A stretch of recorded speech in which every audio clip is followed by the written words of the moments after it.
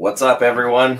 We're back again, and we have nothing scripted as always because Lucas already worked an 8-hour day again because he's a nut, and Eric got the day off because he's the boss and he can do what he wants. Yeah, and it's a good day. So, although we're never really scripting things, there's always stuff that happens and stuff that we experience in between our shows. And so, like, because we're just catching up here, I'm sure there will be more recent stuff to talk about. I personally sold somebody their first snake this week, a young lady in her early 20s probably, and it happened to be a coastal carpet, and it was pretty cool. Yeah. That's a great feeling. Yeah. So, like, I don't know. I wanted to maybe expand on that a little bit. Just, because we always see people talking about what's the first first pet snake, like ball pythons or corn snakes and things like that. And I've always really contemplated it hard. And like carpet pythons really could be the best first snake if they didn't have that, bad reputation and stigma, because I've certainly been bit by plenty of ball pythons and corn snakes. So, oh yeah, I don't see much difference, and they grow slower. They're much more manageable, and you grow into their size, and they're active, which is what people want. There's a lot of color variety, and they're very, inquisitive and gorgeous animals, which is what people want. So I don't get why, they're not the first pet snake choice for more people.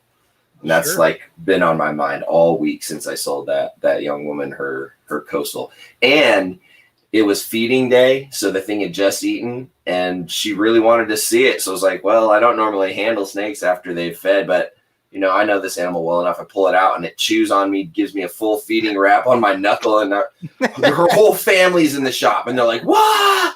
And I was like, no, it's not bad. Look, see, this is what it does. This is why I don't handle on feeding days. It really doesn't hurt. It's no big deal. And the whole time this girl is unfazed, and she's like, yeah, I want that. And like her parents are like, don't you want this one? They're like pointing at the ball pythons and the king snake. She's like, nah, I want this one. As it's like chewing on me. I was like, this is awesome. So, wow, that's cool. Very cool. Yeah. It's funny, for years Owen was always the coastal guy, but I don't know, man. I think I have more coastals than I do poplins at this point. Like, it's kind of wild. Like, those two are like the top group of snakes I have. I think they're definitely underrated for sure. Riley's doing math. Look out, everybody.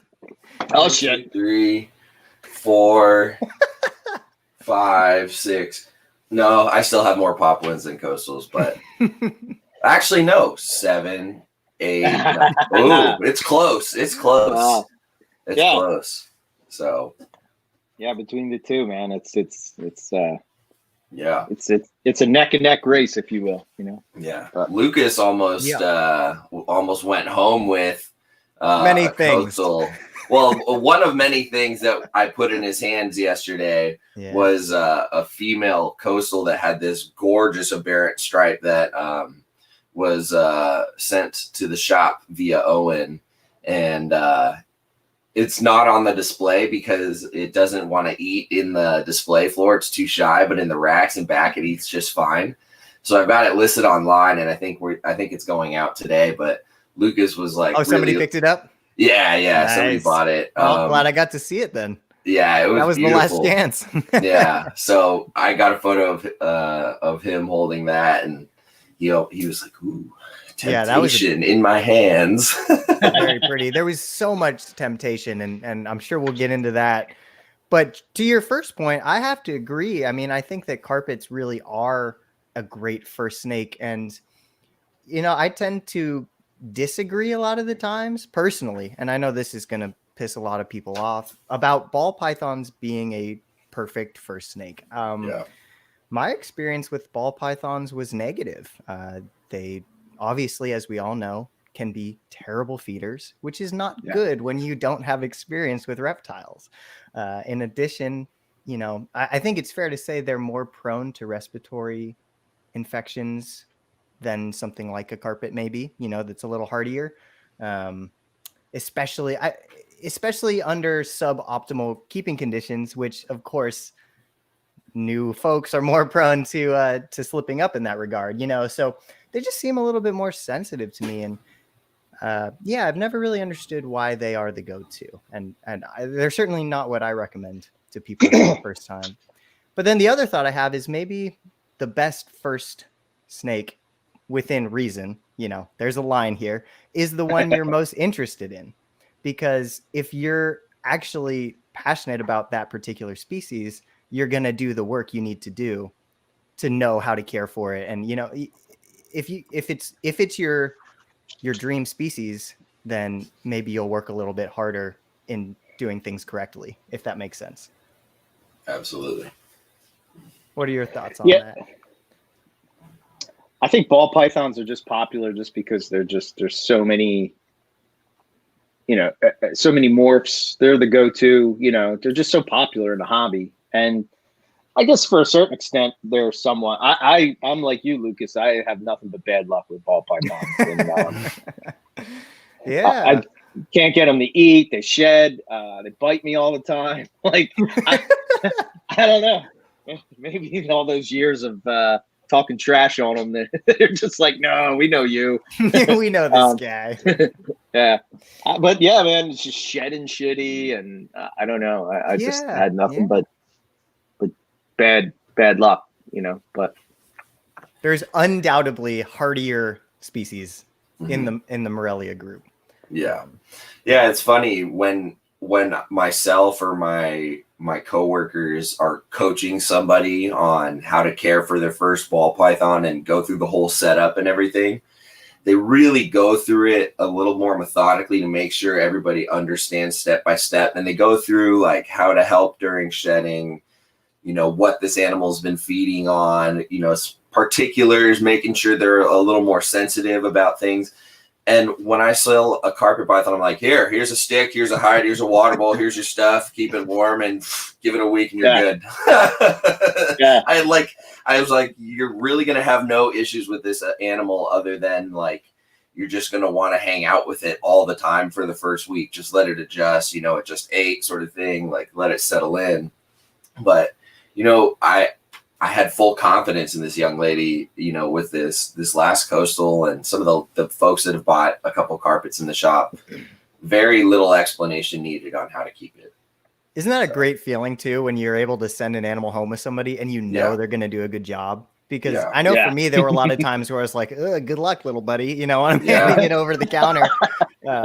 It's a good feeling. When kids come in to buy like a baby milk snake or a baby hognose, I'm like, oh shoot, you don't know how tricky these can be.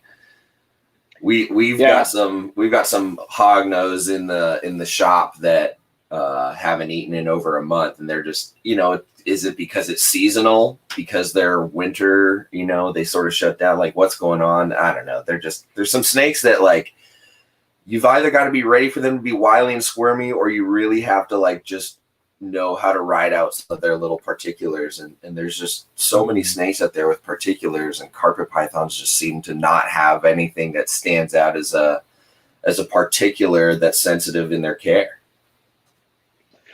Yeah. I think if you just look at them from the wild, right? They seem to be one of the pythons in Australia that seem to be okay with human encroachment into the wild, if you will, and they just seem to adapt pretty solid. But I think in maybe 10 years time from now, the best pet carpet python will be inland carpets, hands down. They're just I don't know, man. I just think that they're just super chill. From where they're from, they can go with highs and lows and keeper error and all that stuff, and they're beautiful. And some selective breeding, it's the way to go. Yeah, everything about them screams perfect snake, perfect carpet, like demeanor, size, color. Yeah, don't get too big. Yeah. The only one thing that I've heard, and this doesn't really matter for the folks that are in the market for a pet, right, is that they can be hard to get going. But that's more of the breeder's problem, right? Yeah, I mean, Yeah. you can as a breeder, you can feel out somebody's experience level and determine whether or not that particular animal will do well with them. Like because you know right out of the gate how well they've been feeding and how well they take off, and whether or not that animal is just confident is going to hit the ground running with that person, or if there's a good chance that animal is going to go off food or have any. Because there's always a couple babies in a clutch where you're like, they just eat right off the rip, and then there's some that take forever and they're not consistent, and like although they've eaten 5 or 6 times, it's not every time, and some of those tricky feeders are fine in certain people's hands, but maybe not necessarily a beginner. So I think certainly, yeah, I think we can be that filter to make sure they have that good first experience. Unfortunately, not everybody gets a carpet python directly from a breeder. There's always the Craigslist finds or getting one from a pet store, but not having the person behind that they're able to coach them, sort of a deal. And I don't know. Yeah. What's it say? It says, I mean, yeah, Eric, you want to take that one? Diamonds as first pet carpets. I know they're hard to find, but just curious. From our boy, Ryan Cox. Diamond pythons are like colubrids, man. I mean, they can take cold temperatures. I think that's the only difference I would see between a diamond and say something like an inland would be the diamond they are definitely can have problems if they get too hot. So you have to be very aware of that. But I mean, for me here in the Northeast, I would say that it's probably the easiest carpet to take care of. I mean, we're talking old school hot spot right there, with UV. They come out, they'll bask right there. I'm trying to get my finger right there. Yeah, there you go. And it's pretty straight ahead. I love them. Me and Owen always joke on MPR that if we would have known that diamond pythons were so easy, we probably would have all diamond pythons. Right. The only thing that drives me nuts is the diamond python people. They drive me batty, man. I don't know. They're the most intense about lineage out of all the carpet people, in my opinion.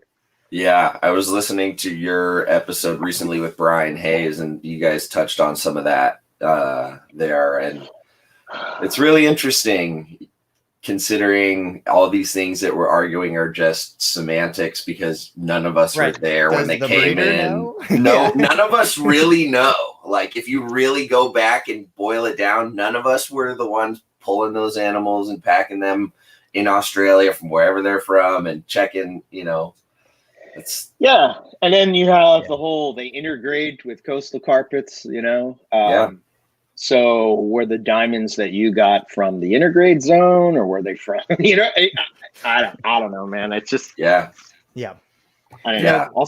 There certainly can't be certainty unless you are the one that lifted up the rock and brought it home, right.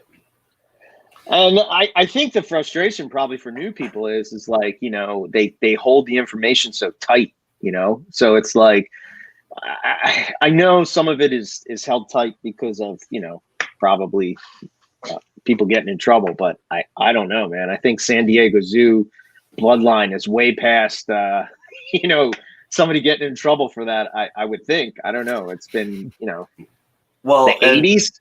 Yeah, 70s? When did they come in? That's a facility thing. Like I think we all know that back in the day during, the 70s and 80s when smuggling was happening left and right, that all sorts of zoos were involved in bringing in those animals for their collections. It's published in many different books and articles, and it's not a secret. And every zoo is different as far as how they disperse surplus animals. So if at one point San Diego Zoo got a bunch of those in, had them for a while, and then moved on from them or let a couple go, like nothing really technically illegal about it other than, the whole smuggling thing. But they had forged documents and all this crap and forged export papers. And we all know that somebody somewhere just paid somebody off or gave somebody a Rolex or whatever it was, and Right. let something slide under the radar, and here we are. Right. But Exactly. but yeah, like it could have all come in at one time or two times from the same store. I mean, you really never know. So Hey, Yeah, that's why that's Breadlight are great. No hybrids, no integrades. dirty Not yet. blasphemous hybrids. Not yet. No. Yeah. Well, at least not in the wild. I mean, yeah. Yeah.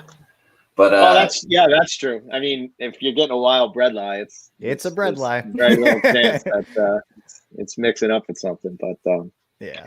I don't know. Diamonds are there's a few bloodlines out there that are considered legit. Some are questionable. Mhm. It just depends on who you talk to, and whether people want to share the whole story. I guess I don't know. Yeah. Ain't that the truth? Yeah. Oh, the breadline, Superior Moralia. Yeah. It's hard to beat a breadline, man.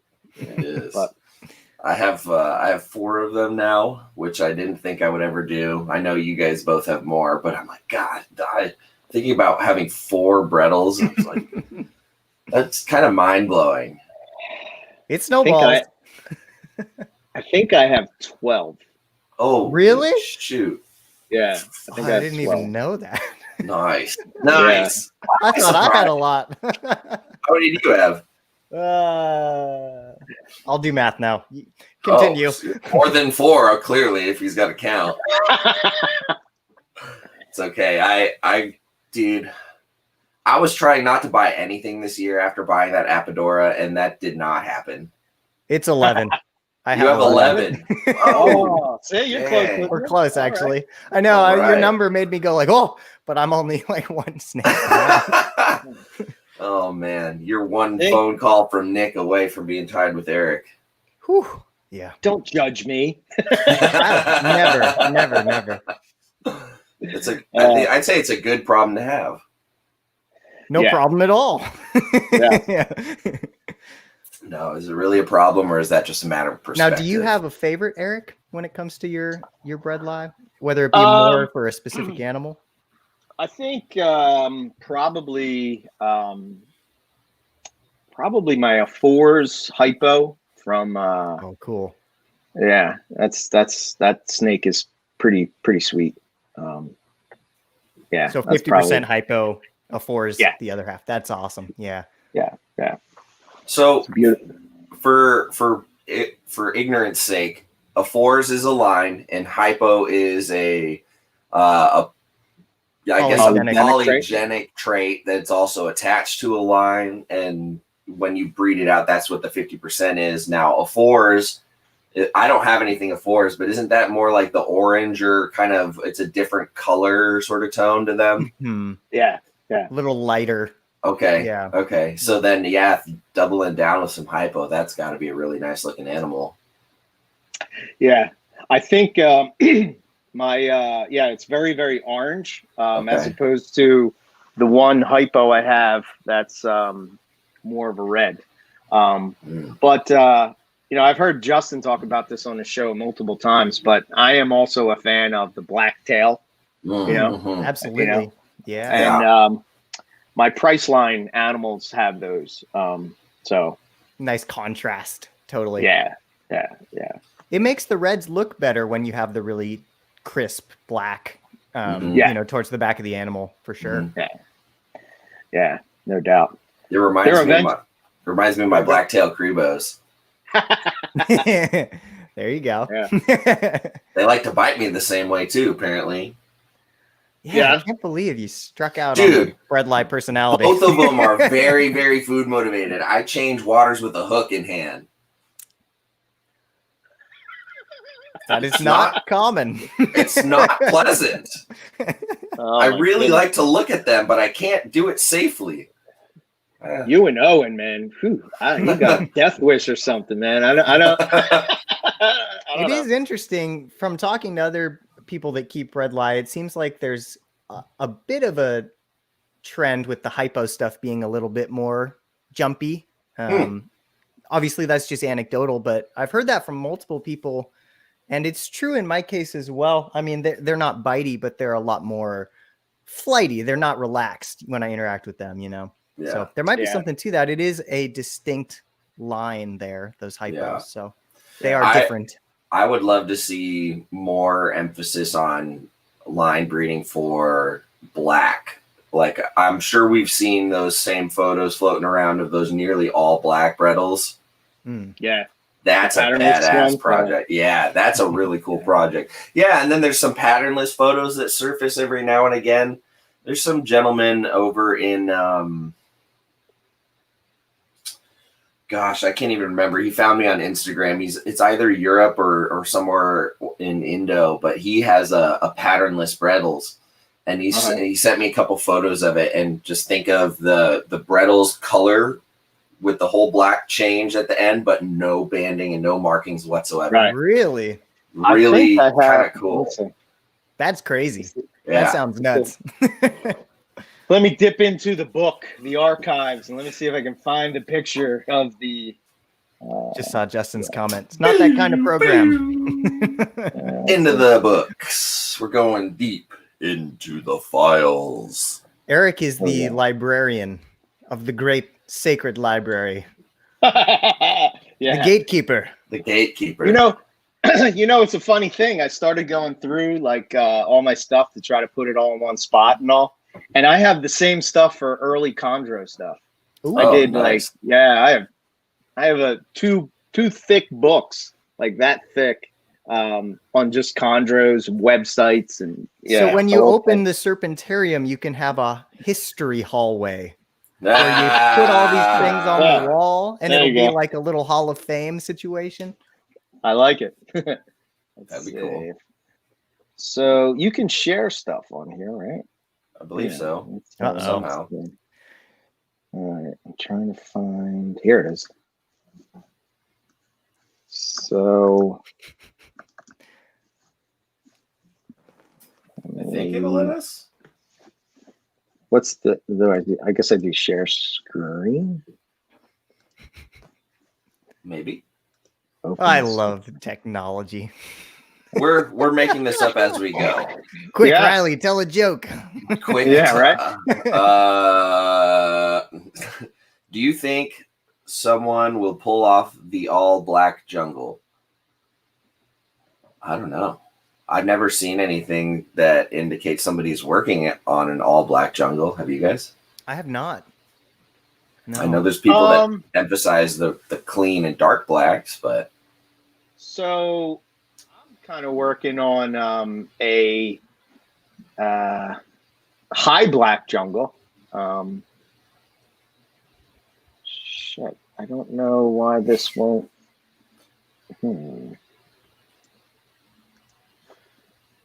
Follow these steps.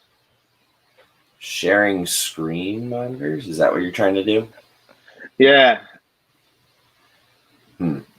It could be that only the host can do that. Well, I have the same share screen button here, and it looks like it's just a way to show somebody else the exact same screen we've got going right here. But I don't know if you have a second screen going, if it could share that one. Oh, if I have my iPad opened up, it would do it. No. I mean, like, you know how some people do the double monitor on a computer? Oh, yeah. Yeah. So I don't know. I don't know if that's something we have to pay for, like the upgraded version, to be like, we pay for this service. Now, Eric, if you send me the picture, I can hold my phone up to the camera with it. We could get really creative. Oh man, this is like the early days of MPR, where we're just like sort of like half-assing it, man, just to get. It's like movie theater bootleg. All right, let's see. You just see the person scooting in front of the camera to go to the bathroom. All of a sudden, you're like, wait, what the hell? Man, I was always that guy. I have the world's smallest bladder. Can't make it through a movie. Why don't I just go get the snake? No, I'm just kidding. I mean, by all means, if you'd like. I was waiting for somebody to go, wait, what? Wait, what? Okay. So, seems Tony is saying it's just a matter of time before, you know, an all black or high black carpet is selectively bred for, whether it's done with intent or a variation that just pops up sporadically. Whoa. Could happen. Okay, so here's what we're trying to show. Oh, yeah. So that's the that.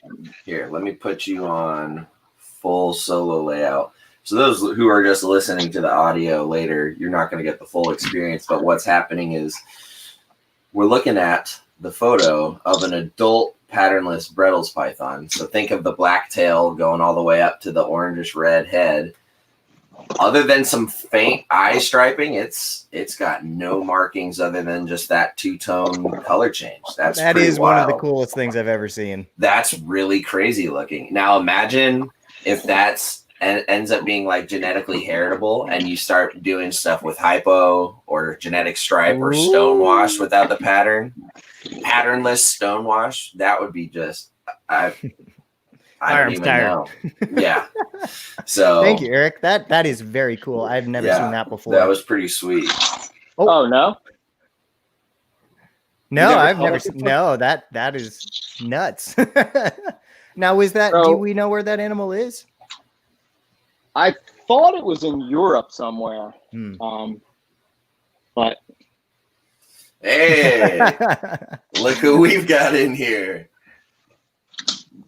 Very nice. We got Jewlander. The doctor's in the house. Oh shit. Oh, he did go get a snake. So this is all right. So now for the high black jungle. Is that what we're So this is a male that I'm kind of working with that's trying to get high black, but like see how down at the tail. Oh yeah. You know what I mean? Yeah, the pattern is really reduced. Yeah. That's beautiful. I'm hoping that one day that'll be, and it's striped, so. But. Dang. Yeah. Very cool. There we go. It's almost like the pattern's kind of weird that it's. It's very reduced. You definitely have a predominantly black animal. You know what it reminds me of? It reminds me of some of those really reduced pattern Papuans and things like that, as far as how much the banding is really shrunk down and the markings are really tiny, so that negative space behind it is allowed to shine through. Yeah. That's a really nice animal. Yeah, he's part of the Stripe project stuff, but yeah, kind of hourglass markings on the sides in a way. Yeah. I kind of hate myself for thinking this, but it reminds me of the wooden necklace that young Anakin wears and gives to Padme. Oh, it was only a matter of time before a Star Wars reference crept in here. There's something wrong with my brain that's what I think of when I see wrong, that snake. Or is it right? And doesn't matter. If it's wrong, then I don't want to be right. This is the question that I'll be grappling with for my whole life, Riley. Hey, if that's the only question you have to figure out, you're on an easy street, man. You're doing well. You're doing well. Oh man, all black carpets. When I think of all black carpets, I think of poison ivy and the melanistic sort of Papuans as well as melanistic Darwins. Mm-hmm. Melanistic Darwins are a thing, and then the Papuan side of dark animals is more of a selectively bred thing for now. Right. Until Eric finds out. Yeah, until Eric, his poison ivy stuff proves otherwise, which it very well could. So absolutely. Yeah, I was trying to look for one that's not in shed that is a poison ivy, but we'll have to do that next time, I guess. Yeah, keep the people wanting more. That's right. So Ryan says he would be afraid of hypermelanism because of a paper he read recently on the link between it and cancer in vertebrates. So that's an interesting point of discussion that I would love to see, what they've found and sort of figured out, or what they're seeing trend wise, because that is interesting. I mean, essentially all these mutations are either altered, damaged, broken, or funky genes at play, and so there's bound to inevitably be some with issues. We see that across the board, even when it's not, related to inbreeding. We see that there are, when you start playing around with mutations, the chance of also having a negatively impacted animal in terms of health, it can certainly happen. The location of the gene that changes the phenotype might be linked to something more serious health-wise. Sure. Right. Sure. All right. What does he have for us now? So this is, I'm not used to putting it behind the monitor, but. Whoa. What is that? So that's a lightning line. Oh, look at that. Yeah, that's a lightning line. Jungle. Wow. I like. And what I like is. Oh, the belly stripe. Check that out. Very cool. Oh, man. Good golly, Miss Molly. What's that dude's origin story, if you will? Lightning line. So that's Terry Phillips' line of jungles. I don't really know too many people that work with it, to be honest. I'm trying to think. I think it's, I don't know. I don't know who's working with it still, but it's not a very popular jungle line for now. For now. Give it some time, and now that the people have seen it. Yeah, right. Well, I've had a lot of people that were interested in it. It's just a matter of I had some bad luck with some clutches, but I think this year I should be good. Where I got a couple of animals. This is the. I.e., he's been burking them all. Yeah, pretty much. What a burk. He's yossered the entire clutch. So this one, this one's a feisty one, but this is another one. You can kind of see same type of thing. Yeah, that is beautiful. But very unique look for sure. They have like super yellow heads. I don't. Oh, I need some of those, man. I need to inject some of that into my striped stuff one day. Sure, soon enough, but soon enough, yes. I'm a patient man. Yeah. Do you have older animals from that line, or are you raising these up? I have a pair. Okay. My pair that I had. I think the female she shed. I don't know. Let me see. I remember seeing them at Carpet Fest. They're stunning animals. Very cool. And I'm not sure if she shed or not. It's funny because in the future, when people listen to this audio later, because if you're not aware, we're gonna make this a podcast so we can upload the audio to full podcast format. But people listening are gonna be like, "Oh man, I can only just imagine what Eric's lair of amazing carpets looks like," and they'll just have to dream it up. Right. So this is Mom. Oh, wow. Look at that. That's her. That stripe is so nice. Yeah. I want that. That's beautiful. Look at that fish.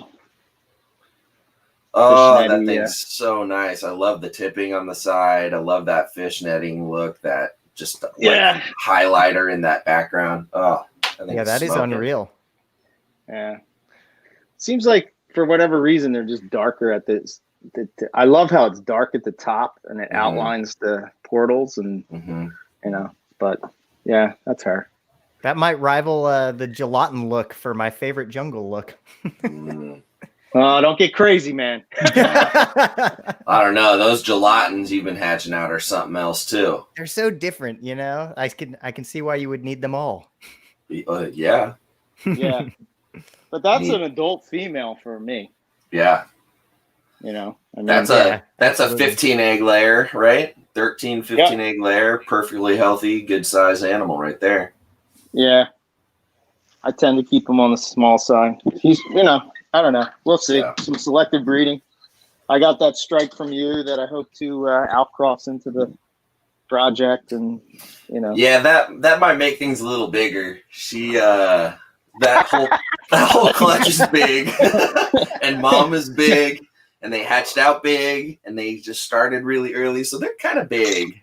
Right. Nice. Yeah. I'm really. I don't know, man. I haven't seen anything that makes me feel overly confident that that little 19-month-old boy is going to do the job this year, which would really kind of bum me out because I'm really looking forward to getting more jungles. But if he doesn't do it, then I'll have to wait and be patient. And I already said I was a patient man earlier. Yeah. Oh shit. He doesn't seem to be doing He's- his thing. Well, I don't know. I can't say. If he's doing anything at night when I can't Sure. see him. I'll periodically check on him, and he's like sprawled over the females. But the females are like 10 times his size, so I don't know if that's just him like Yeah, I've seen the cruising picture. around, and I just catch him in that moment, Right. But I don't know. They're just kind of secretive, as most snakes are. Like they definitely aren't all gonna just be voyeuristic and breed right in front of you. Totally. Yeah. Some do, like citrus tiger girl and the male super striped possible super caramel albino. They Right. locked up for a full day and a half, and right in front of me at the glass here, and no issues with me like taking photos, looking at them, no big deal. So I think different animals have different confidence levels, and I think with that little male, he's just not as confident as an older, more seasoned animal would be. Sure. So that makes sense. He's less than 2, so I'm definitely rolling the dice here, trying to see if he'll breed. Like there's low odds at best. So. But those blackheads yesterday were pretty confident. Oh my gosh, yeah. I bet you they were locked up. I would love by to the have a end of the camera day. there right now. Yeah.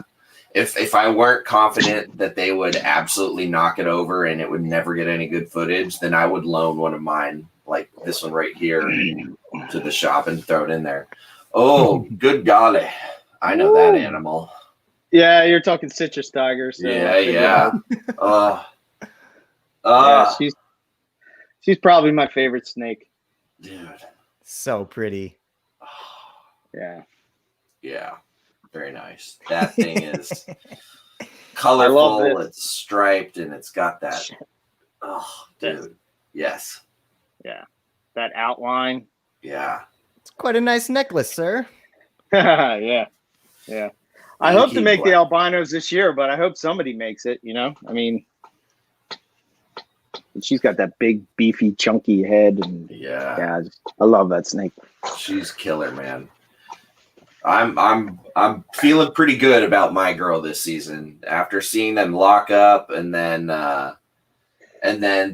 she like went into that, when they are just like tightly coiled and they just like they just do that, and then you touch them, they're just taut like a rock.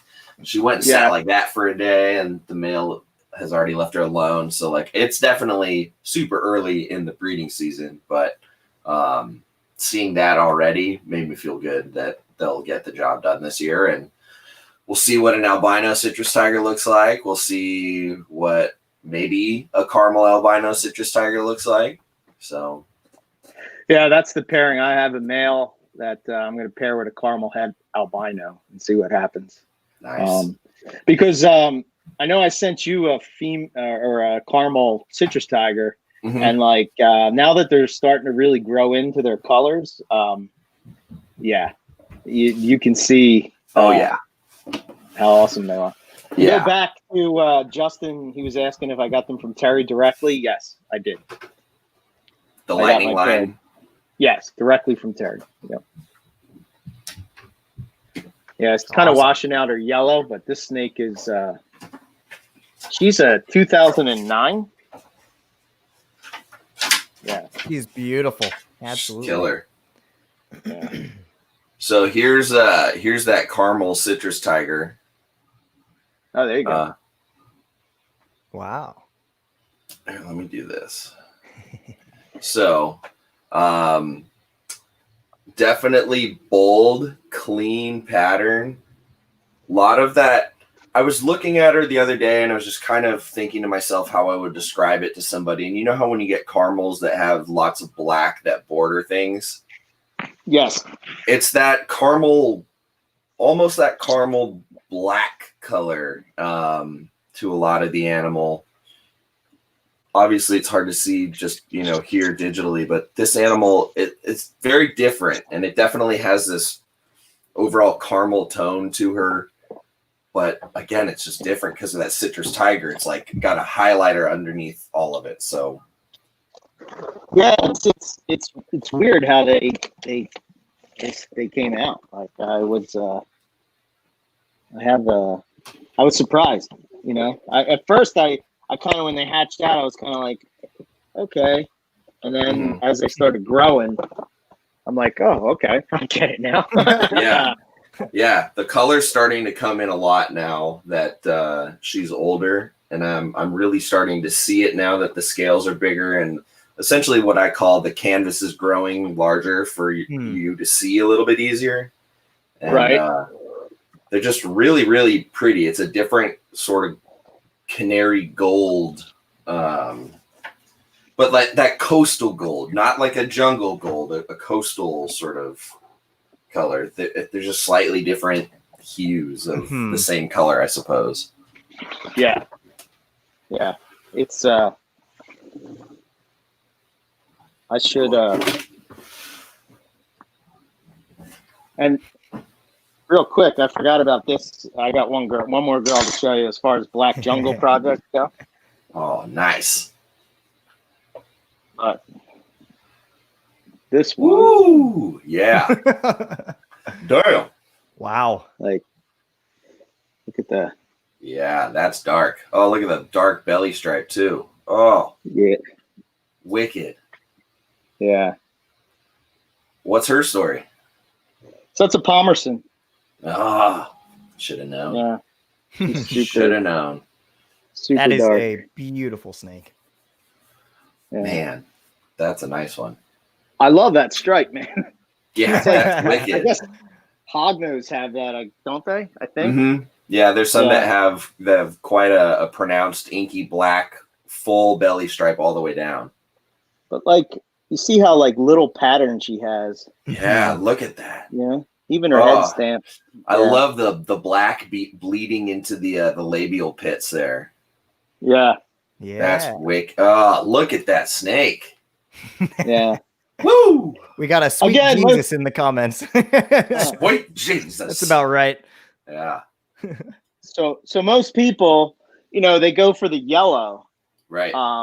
But for me, I like the black, and you're starting to see, like, I don't know if I can get a good shot of this. Hold on. Let me see if I can sort of hold it. But you see what I mean? See how black and the patterns reduced in there? Super. And you don't have any of that bleed through or tipping or anything like that? Yeah. That's nice. That is certified black Sharpie black.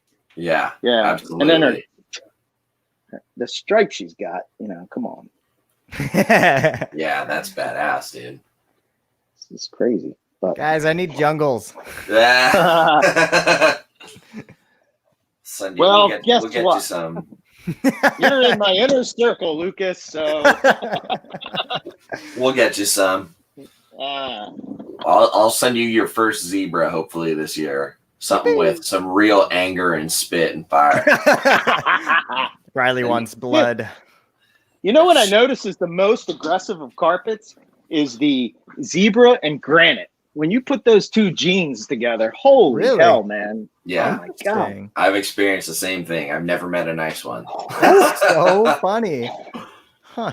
God, it's like I've never had really a mean granite per se. I've only had a few, but like when you put those two genes together, I don't know, something happens. It's the same with the axanthic granites too. The hats that I have, oh my gosh. I think that comes from the axanthic because they're just they're spitfires, man. Yeah. Interesting. Yeah. I mean, we talk about it every once in a while, and the pair of hats I got from you they're out for blood. Water changes are dicey with them. Yeah. So. Yeah, man. But crazy. I like them. They're beautiful, and I know they'll make beautiful babies. So it's like, well, maybe the babies will be nicer. Maybe. Yeah.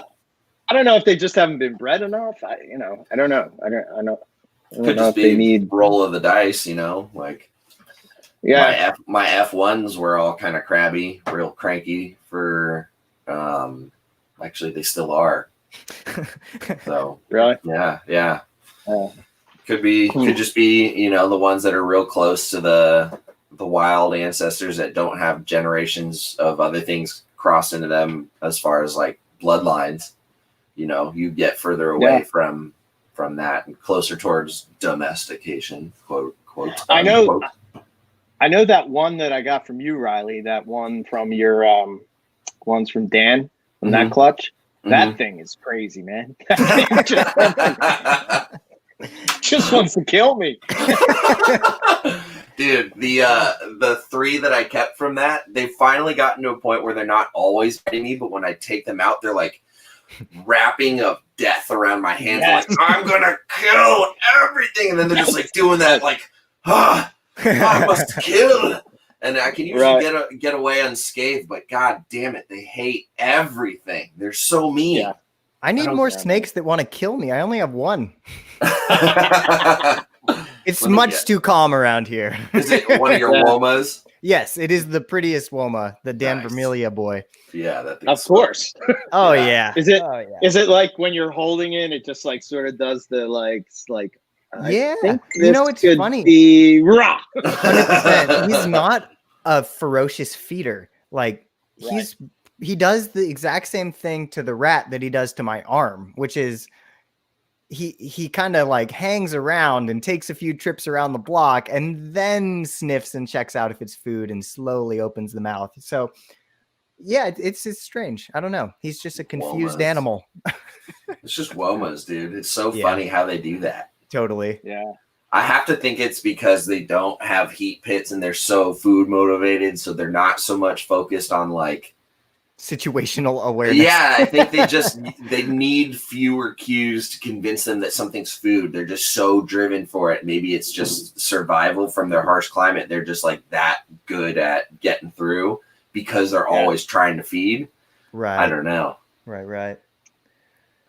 And you'd expect blackheads to be the same way, but I find blackheads to be a bit smarter.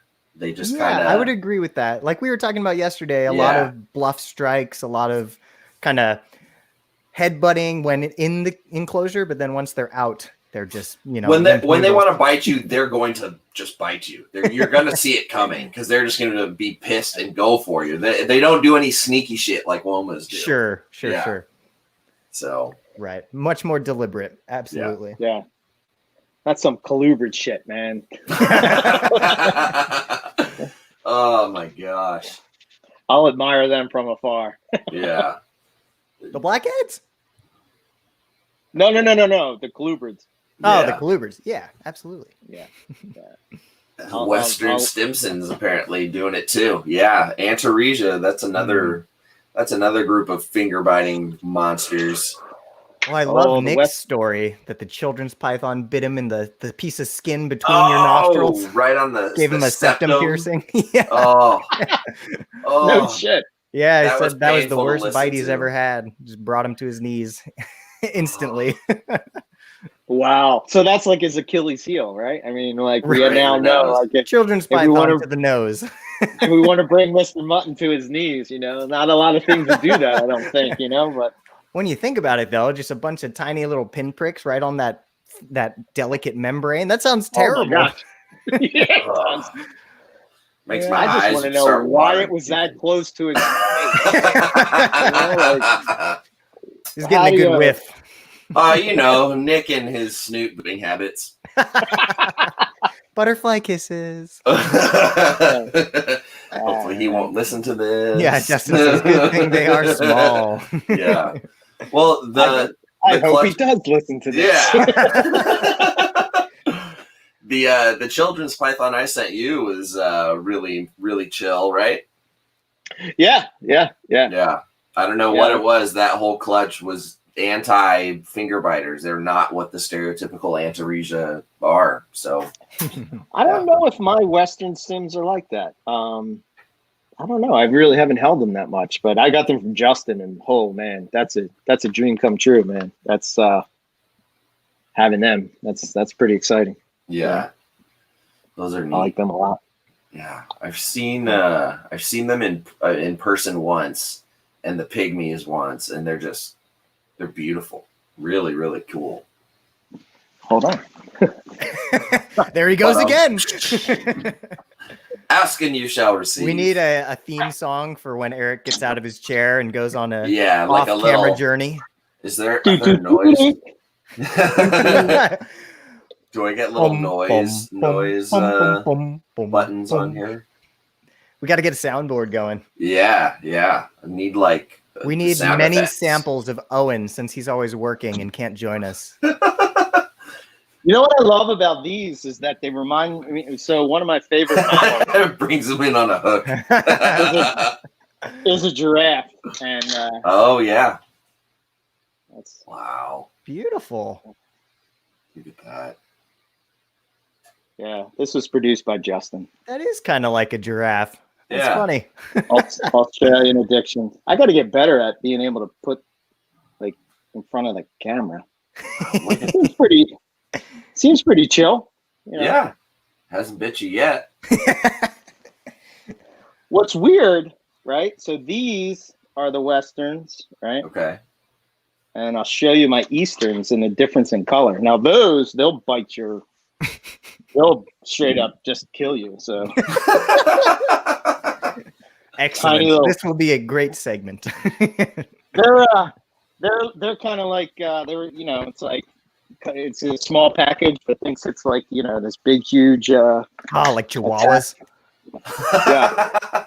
Yeah. Or hobbits, whatever. Or hobbits.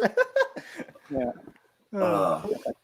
As a kid, we were walking down by this garage, and there was a big bull mastiff laying out there. Like we were thinking that's the guard dog. We were walking by, and a freaking Chihuahua jumps out from behind it, and chases us down the street. Bull mastiff didn't even flinch. It's like, dude, forget those things. Oh man, yeah, little ankle biters. For whatever reason, yeah, this one. Holy shit! Tried to bite me twice already. But are you Owenizing them? Oh no. Much. Yeah, here it comes from my finger. I'm trying to get the. There you go. Oh yeah. It's more of a like a yellow and kind of like chestnutty orange. Mm-hmm. Yeah, they are beautiful. Wow, There's no doubt look about at that. Yeah. Oh, it's gonna bite my arm. Very cool. Yeah. Dang. Very, very pretty pattern. Yeah, that's a gorgeous snake. And since we're on an Antaresia kick, right? Yeah, might as well staying with the theme.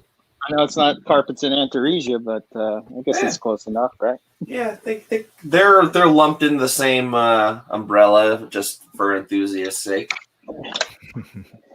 I consider them the same.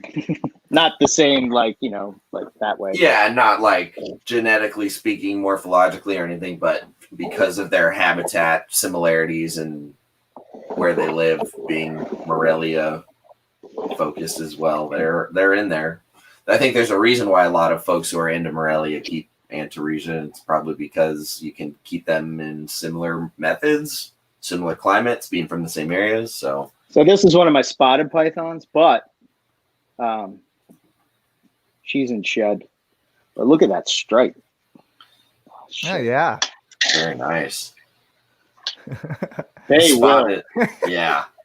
Finger biters. Look at that. That's awesome. Whoa. She gonna get you.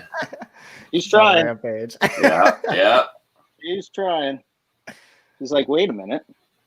I feel heat. Something's touched me. It must die.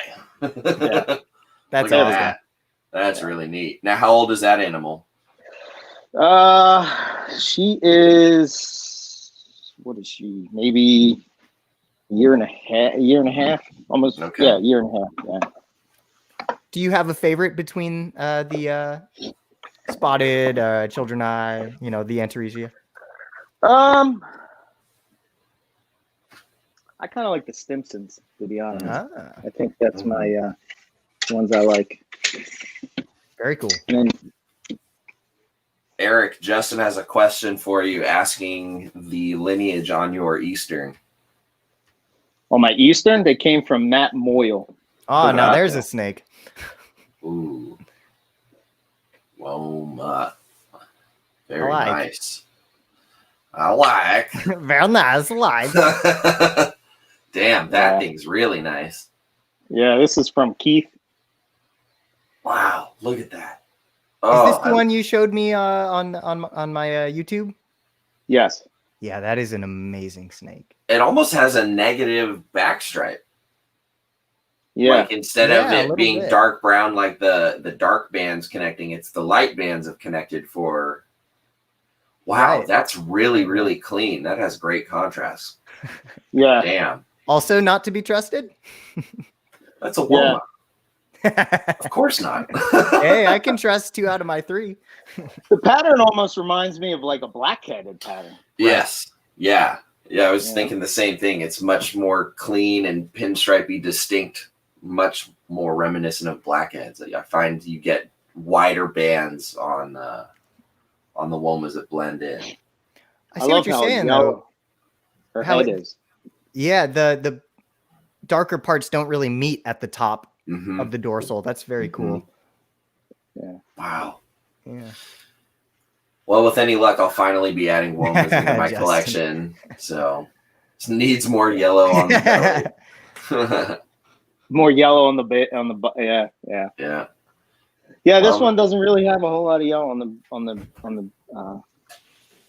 the bottom, but I do have ones from Art that have that. Oh, I've seen some of his. Those are really colorful individuals. Yeah, they have super. Yeah, like this one, but this one has more of like the classic Woma look. Yeah. Oh, killer. Wow. Yeah, it's like blind. You can't really see it because it's like, yeah, it's hard to see. But That's a smoking snake. Dude, look at that. Yeah, that is very wow. you can kind of see how they're yellow. Yeah, really orange, yellow belly, nice broad kind of. I don't even know what color to call that. I feel like calling it brown is like a disservice, but it's like a light milk chocolatey sort of chestnut color with orange behind it, and then that cream. There you go. You see the belly There really we go. nicely there. Yeah. That's a beautiful Woma. Yeah, that was from Art. Yeah, I like Womas a lot. Yeah, they're great. Great snakes. I'll get in on the Woma game here. Woma Oh, action. shit. I might get Oh, nailed, shit. but here's my favorite boy. That thing is super clean. Orange belly. Dude. Yes, he was not Yeah. happy. I got him out of a paper towel roll, but so Oh, far so yeah. good. We're behaving. Dang, he's really nice. Yeah, look at that belly. Wow. I love this thing. I got lucky too. Like I was telling you yesterday, Riley, this snake, somebody else bought him and then bailed when it was payment Right. time. So then I got hit up as the one that was asking next. Next in line. Badass. So they're That's lost. sick. That's for sure. Whoever that was. Yeah, no kidding. Yeah. Hey, look I at that guess I gotta belly. get. Holy Yeah. shit, man. Nice. Yeah. This is one I just got from Brett. Ooh. Brett has Nice. some really nice Womas. But Look at that. The orange belly. Super cool. yeah. So Eric, Lucas got to see the hybrids that we have at the shop. Yeah. Oh, really? What you think? So it obviously it would not be a choice that I would make, but Right. that being said, for what they are, they were absolutely beautiful. It was interesting how they were more orange, really, than a typical Woma on its own or a typical blackhead on its own. Yeah. Like they Right. were extremely orange, and obviously they had the black head, so that was dominant over the orange head. But they had the golden chin going on, like I believe Riley's probably mentioned. And it was very interesting. They were also pretty dark black on the dorsal, so it wasn't what I would think they would look like by any means, and they were very pretty. Yeah, I mean, they're essentially like a Woma body, like a darker Woma with the broad bands, really dark brown. And then the cream color is more of like a darker cream. They still have the orange belly, but yeah, then the head is black, like a blackhead. Right. So it's like the genetic material from the two species have like regional dominant behaviors. Like the black head is a very, very powerful, dominant sort of genetic part of what makes a blackhead, that it, even when you hybridize it, it still comes out almost entirely black. And then the Woma body seems to be so genetically powerful for their species that the body really takes precedence in the genetic coding there with the Woma. So it's just weird because they're so similar, but when you get them together, they're really, really different. And Lucas got to see a Derek Roddy blackhead baby in hand and these hybrids next together, and just the body structure was entirely different. Absolutely. Womas have in terms more of the of that. compression, the lateral. Right. Yeah. Womas are much more laterally compressed and have all what I call like an A-frame body, whereas the blackheads have more of, you know, a traditional rounded sort of python build. And when they hatched out, you could tell something was different, but because they hadn't had their first shed yet, it was still kind of weird. Then as soon as they had their first shed and that first bit of color came in, it was really obvious to see what was going on. So is the thought that those gold chin Womas or blackheads, whatever they are they crosses, or is that still up for debate? You know, I think you would have to be ultimately certain. You would have to go back and follow the lineage all the way behind anything that's gold chin to see exactly where it comes. Because I've talked to Scott Eiper and another breeder over in Australia that they explained how some of the silver chin stuff has come up in the axanthic and silver lines, much in the same way the gold chin does. Just obviously being axanthic, it manifests itself in a silver way. And there's, you know, different theories on the gold chin. One being that, somebody intentionally bred a Woma into the project and then just, you know, let that continue to permeate through the population. And then the other one is that there was an intergrade used from the intergrade zone where Womas and blackheads can be found, and that was used and started the whole gold chin stuff, and then they've selectively bred for it. So, but nothing concrete. What do we have here? Yeah, what do we got? I'm guessing that's a Darwin. Darwin. Woohoo! Hey, ding, ding, ding. That thing's sweet. Julander wants to know where your pale belly Woma was from, by the way, Eric. That was from Keith McPeak. Ah, gotcha. So and I think he works with Barry Miller line stuff. So. Okay. Yeah. We'll have Which to do is a Woma episode. Yeah. Womas in wine or something, or what are we doing? Heck yeah. I get behind that. So is this a Nick Mutton Darwin? No. This one I got from Martin. Oh, that's an RSA. Yes. Nice. Head albino. Beautiful. Oh, that's cool. Yeah, I like this snake a lot. Yeah, Darwins get super underrated too, but look at that chestnut that's in there, man. Yeah, that's really neat. It's predominantly black, and because there's so much pattern, you get good contrast. It's a totally different look than the other group of Darwins in the country that are more kind of just brown and chestnut, lighter pattern, not as distinct. Like that has a very distinct pattern. Look at the heads, almost complete, no head stamp. Oh, yeah. I love how Darwins have just either a dark smudge or like just black. Yeah. Yeah, you can see that is gorgeous. The brown better. Yeah, that's very different from my Darwins for sure. And the stripe. I think I've heard it said that Darwins tend to be a little bit more fussy than other carpets. Have you found that to be the case? No, not my. I don't know. You can boop the snoot and nothing happens. He did it. I've heard of a few people having issues getting babies started. I did have that problem. Yes. And then I've heard other folks' theories about they need to be hotter, but nothing to really. So there was that.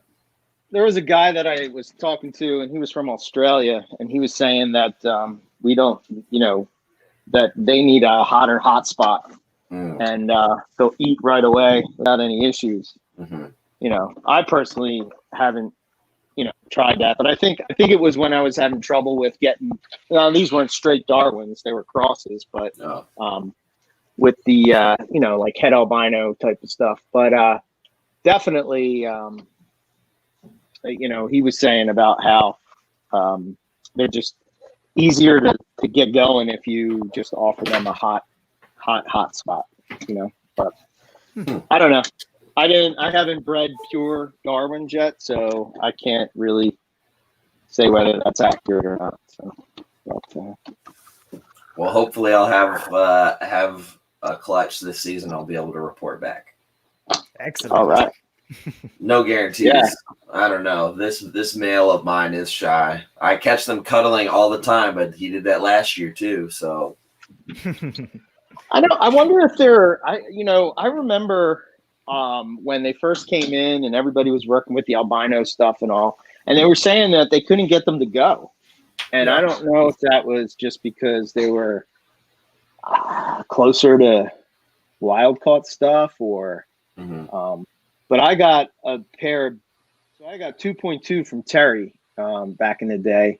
And the second pair I got was really young. And I ended up losing the male because I couldn't get it to eat. It wouldn't eat. So interesting. I don't know. Definitely trickier to get going. The male I have, he's a het. He's a 2015, and I got him as a baby. And for the first year, he was the fussiest feeder I've ever had. He wouldn't eat consistently at all for a full year and a half. It was like hit or miss whether he'd eat. And so he was a slow starter, only on mice. And then, now he takes whatever I give him. But it took him a couple of years. And he's really, really small as a result of it. He's putting on size and weight now at 5 years old, eating rats. But, man, for the longest time, he was tiny. And he's, still kind of shy. And I don't know. It's interesting. The one thing I have noticed is that out of all the carpets that I have, Darwin seem to be the most arboreal. They seem to want to be up. I don't know what that's about, but that's for sure. That's my experience. Whereas with other ones, it's hit or miss. My diamonds, it's hit or miss. Some of them do, some of them don't. Yeah. But with them, it's like all of them perch all the time. So, I don't know. Very cool. I've got a big piece of wood in the adult female albino Darwin's cage, and she's the only one who has one in it because she's the only one I've ever seen use anything that I put in there.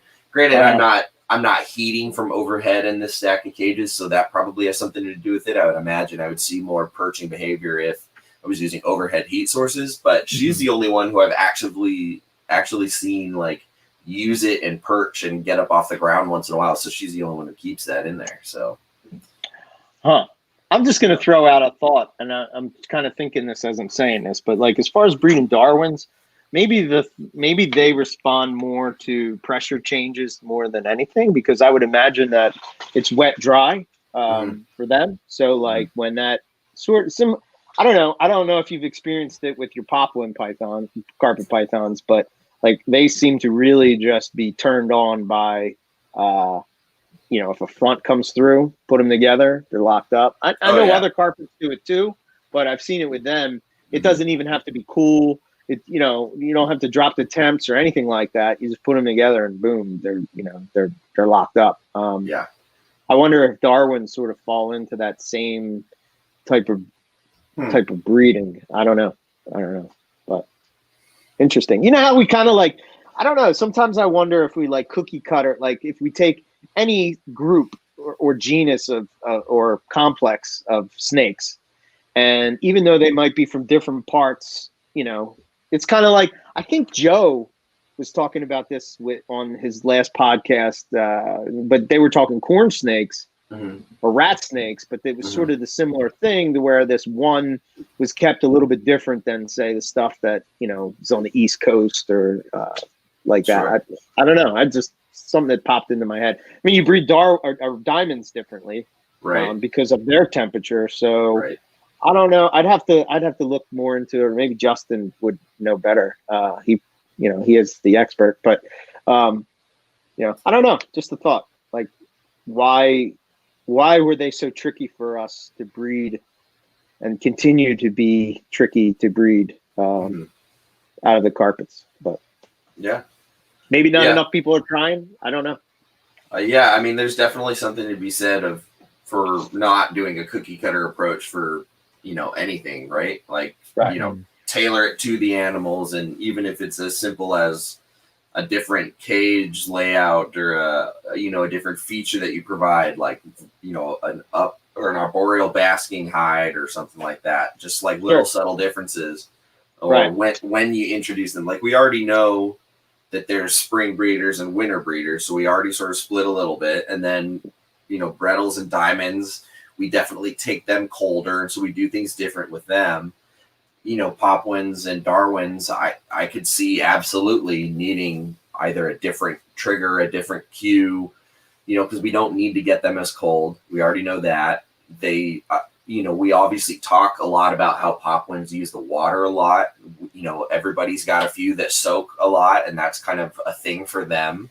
So maybe they're just really tuned into those pressure systems, and then being so closely related to Darwins, it would make sense that you kind of could lump them into their own little subcategory of slightly different care or things that you pay attention to. And it might not be super dramatic, but it's like a little bit of different, you know, maybe that's why I can't, you know, have success with Darwins just yet, because I'm trying to do them the same way as something else or whatever. Yeah. Yeah, you know, well, Justin said he would imagine that wet and dry season and food cycling would be important for Darwins and other groups from similar habitat. What was weird is with Owen, he took his olive pythons like he bred breadlie. You know, like he got them real cold, 50 degrees, which I don't know if I've ever heard anybody talk about that. So like when he sort of did that, I was sort of like, okay, but we were just there and it didn't get that cold. Now, granted, we weren't there during, you know, like what would be their winter, but you know, I don't know. That's the kind of stuff that I geek out about, you know, like absolutely.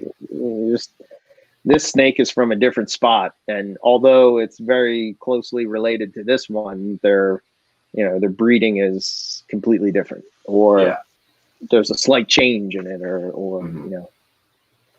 Yeah, it would be very naive of us to think that they all experience exactly the same thing. So, yeah, altering their care accordingly makes more sense. Yeah. So. Yeah. Now I just need to complete the set. No beginnings, diamonds, inlands. Yeah, one day. One day. Imbricata, maybe. Yeah. One day, one can dream. It's almost depressing to talk about them because we can't have them.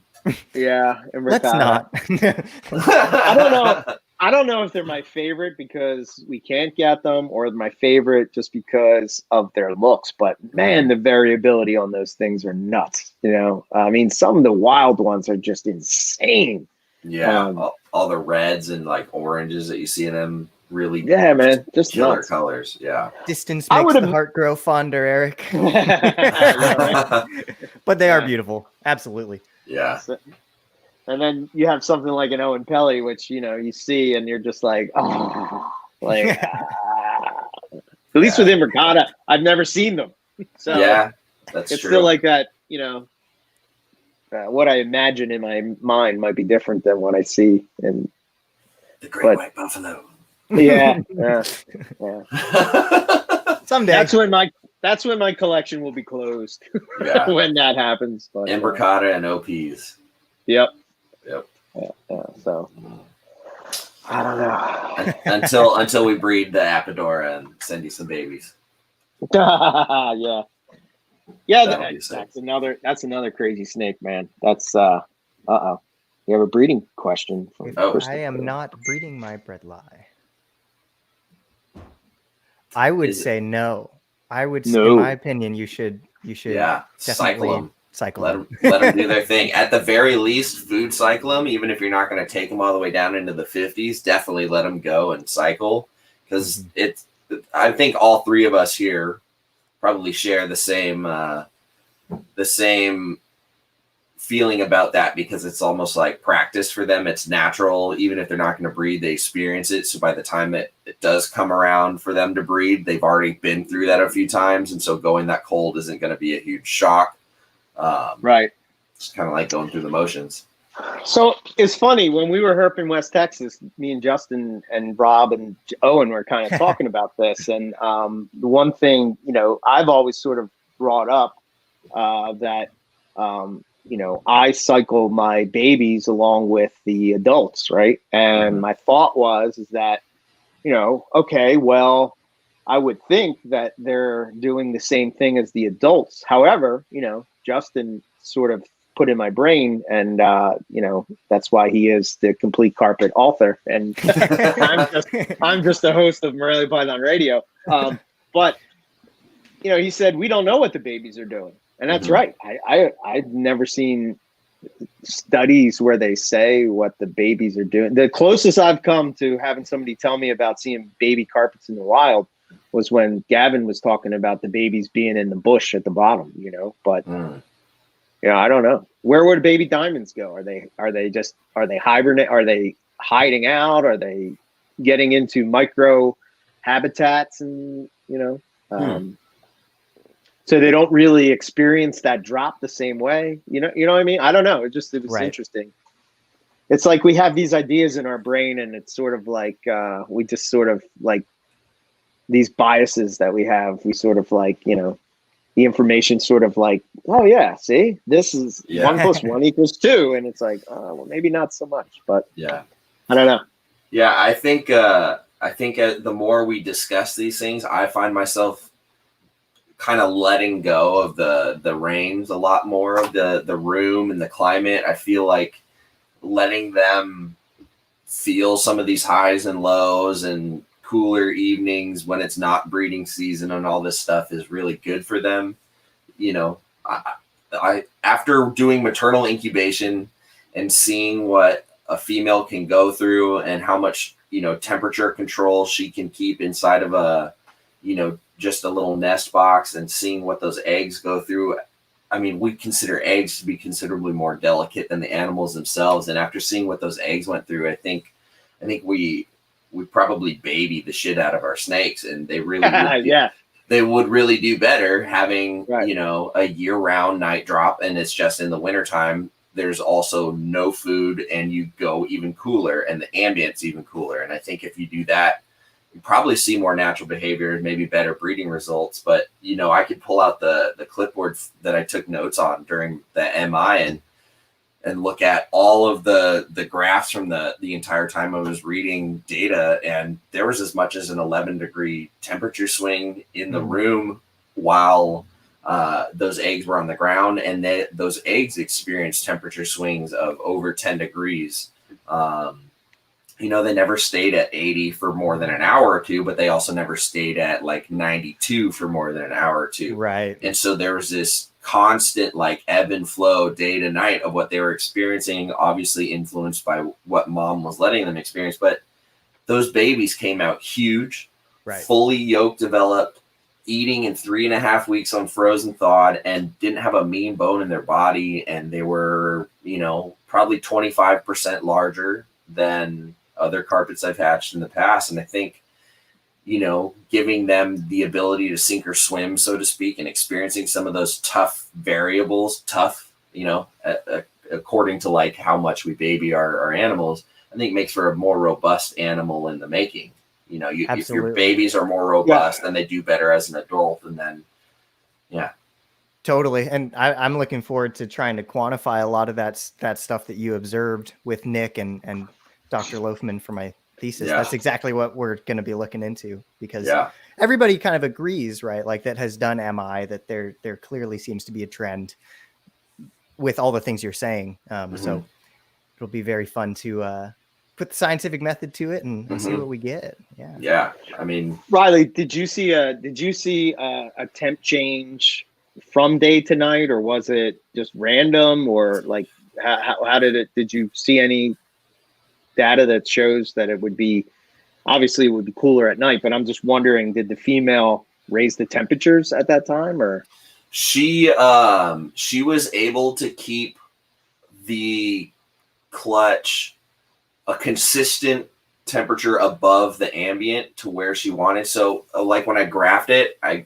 compared the temperature in the cluster of eggs with the ambient, like the outside temp, right? Yeah, and there was a very parallel shift. So it was mostly just influenced by the environment, but then but there were some points where, like, when it was warmer, like too warm, you saw that gap kind of close a little bit. So she was letting that gap close. And then when it would get really cool, you saw the difference kind of compress a little bit as well in the graph. So she definitely had some influence over what those eggs were experiencing beyond just the way the cage and the room did its thing. But she also somehow like either urinated in the nest box or something, because when I set it up, dry sphagnum, right? I broke it out of a bale, all dry, gave it a quick light mist, nothing crazy, and didn't touch it again. And by the time I had pulled her out of the enclosure, and mind you, this nest box was not on the heat. She had moved it away from the heat. It was in the middle of the enclosure, a good foot or so from the heat. And there was condensation in the bottom of the bin. When I pulled her and the eggs out, there was standing water under the moss in the bottom of the bin. And she had the eggs coiled up, lifted off of the bottom. Because when I pulled out the tub and I looked from underneath, because it's semi-opaque, all I saw was moss in the bottom of her coils, the black and yellow. So she lifted those eggs off the ground, added moisture to that nest box, and kept the humidity up. And it was just really interesting to see the variables that those eggs went through for 60 days or whatever it was, and how amazing the babies came out. They're angels, and they ate and shed, and they were huge. Like I had 33-gram carpets. Yeah, that's a so big ass baby. Which is typically, like 22 to 24. Yeah, I've had healthy carpets hatching out anywhere from 18 to 24, and they don't look overly small or big in either scenario, but a 33-gram baby with a huge full belly that's all closed up and it's like cruising around in the nest box, it's just like, that's a healthy, robust baby. Right. So, Awesome. Yeah. I to watch that, was, and for me, it was especially cool because it was the first breeding I ever did. So, how extreme you are when you're breeding your first clutch and you're watching it every day for hours on end. But, I don't know if you noticed, but the one thing that I did notice is that she would tuck her head into the coil. And my only thought would be, and this is just going from like bones keepers would say that for whatever reason, when the female is going to lay, I think Frederick said it on MPR, he noticed that they would tuck their head into their coils. I don't know why, but he noticed that, and like their head would legitimately be in the coil. So I noticed that that they did that as well. And my only thought would be, is it breathing and adding humidity into the tight spot? I would think adding heat. I have a thought. Is that go for it? Go ahead. Maybe, I'm just thinking front of face heat pits, right? Maybe they're gauging the temperature that way. I think which is amazing. That's so cool. That's exactly what I was thinking. Temp guns. Yeah, exactly. I mean, we've already seen reptiles like monitor lizards. We know that when they're digging around looking for somewhere to lay their eggs, they're sticking their face in there and their nose in there, and they're testing the temperature of it. Sailfin dragons do that too. You'll see females dig it out with their face and shove their face in there and sit with their face in the dirt.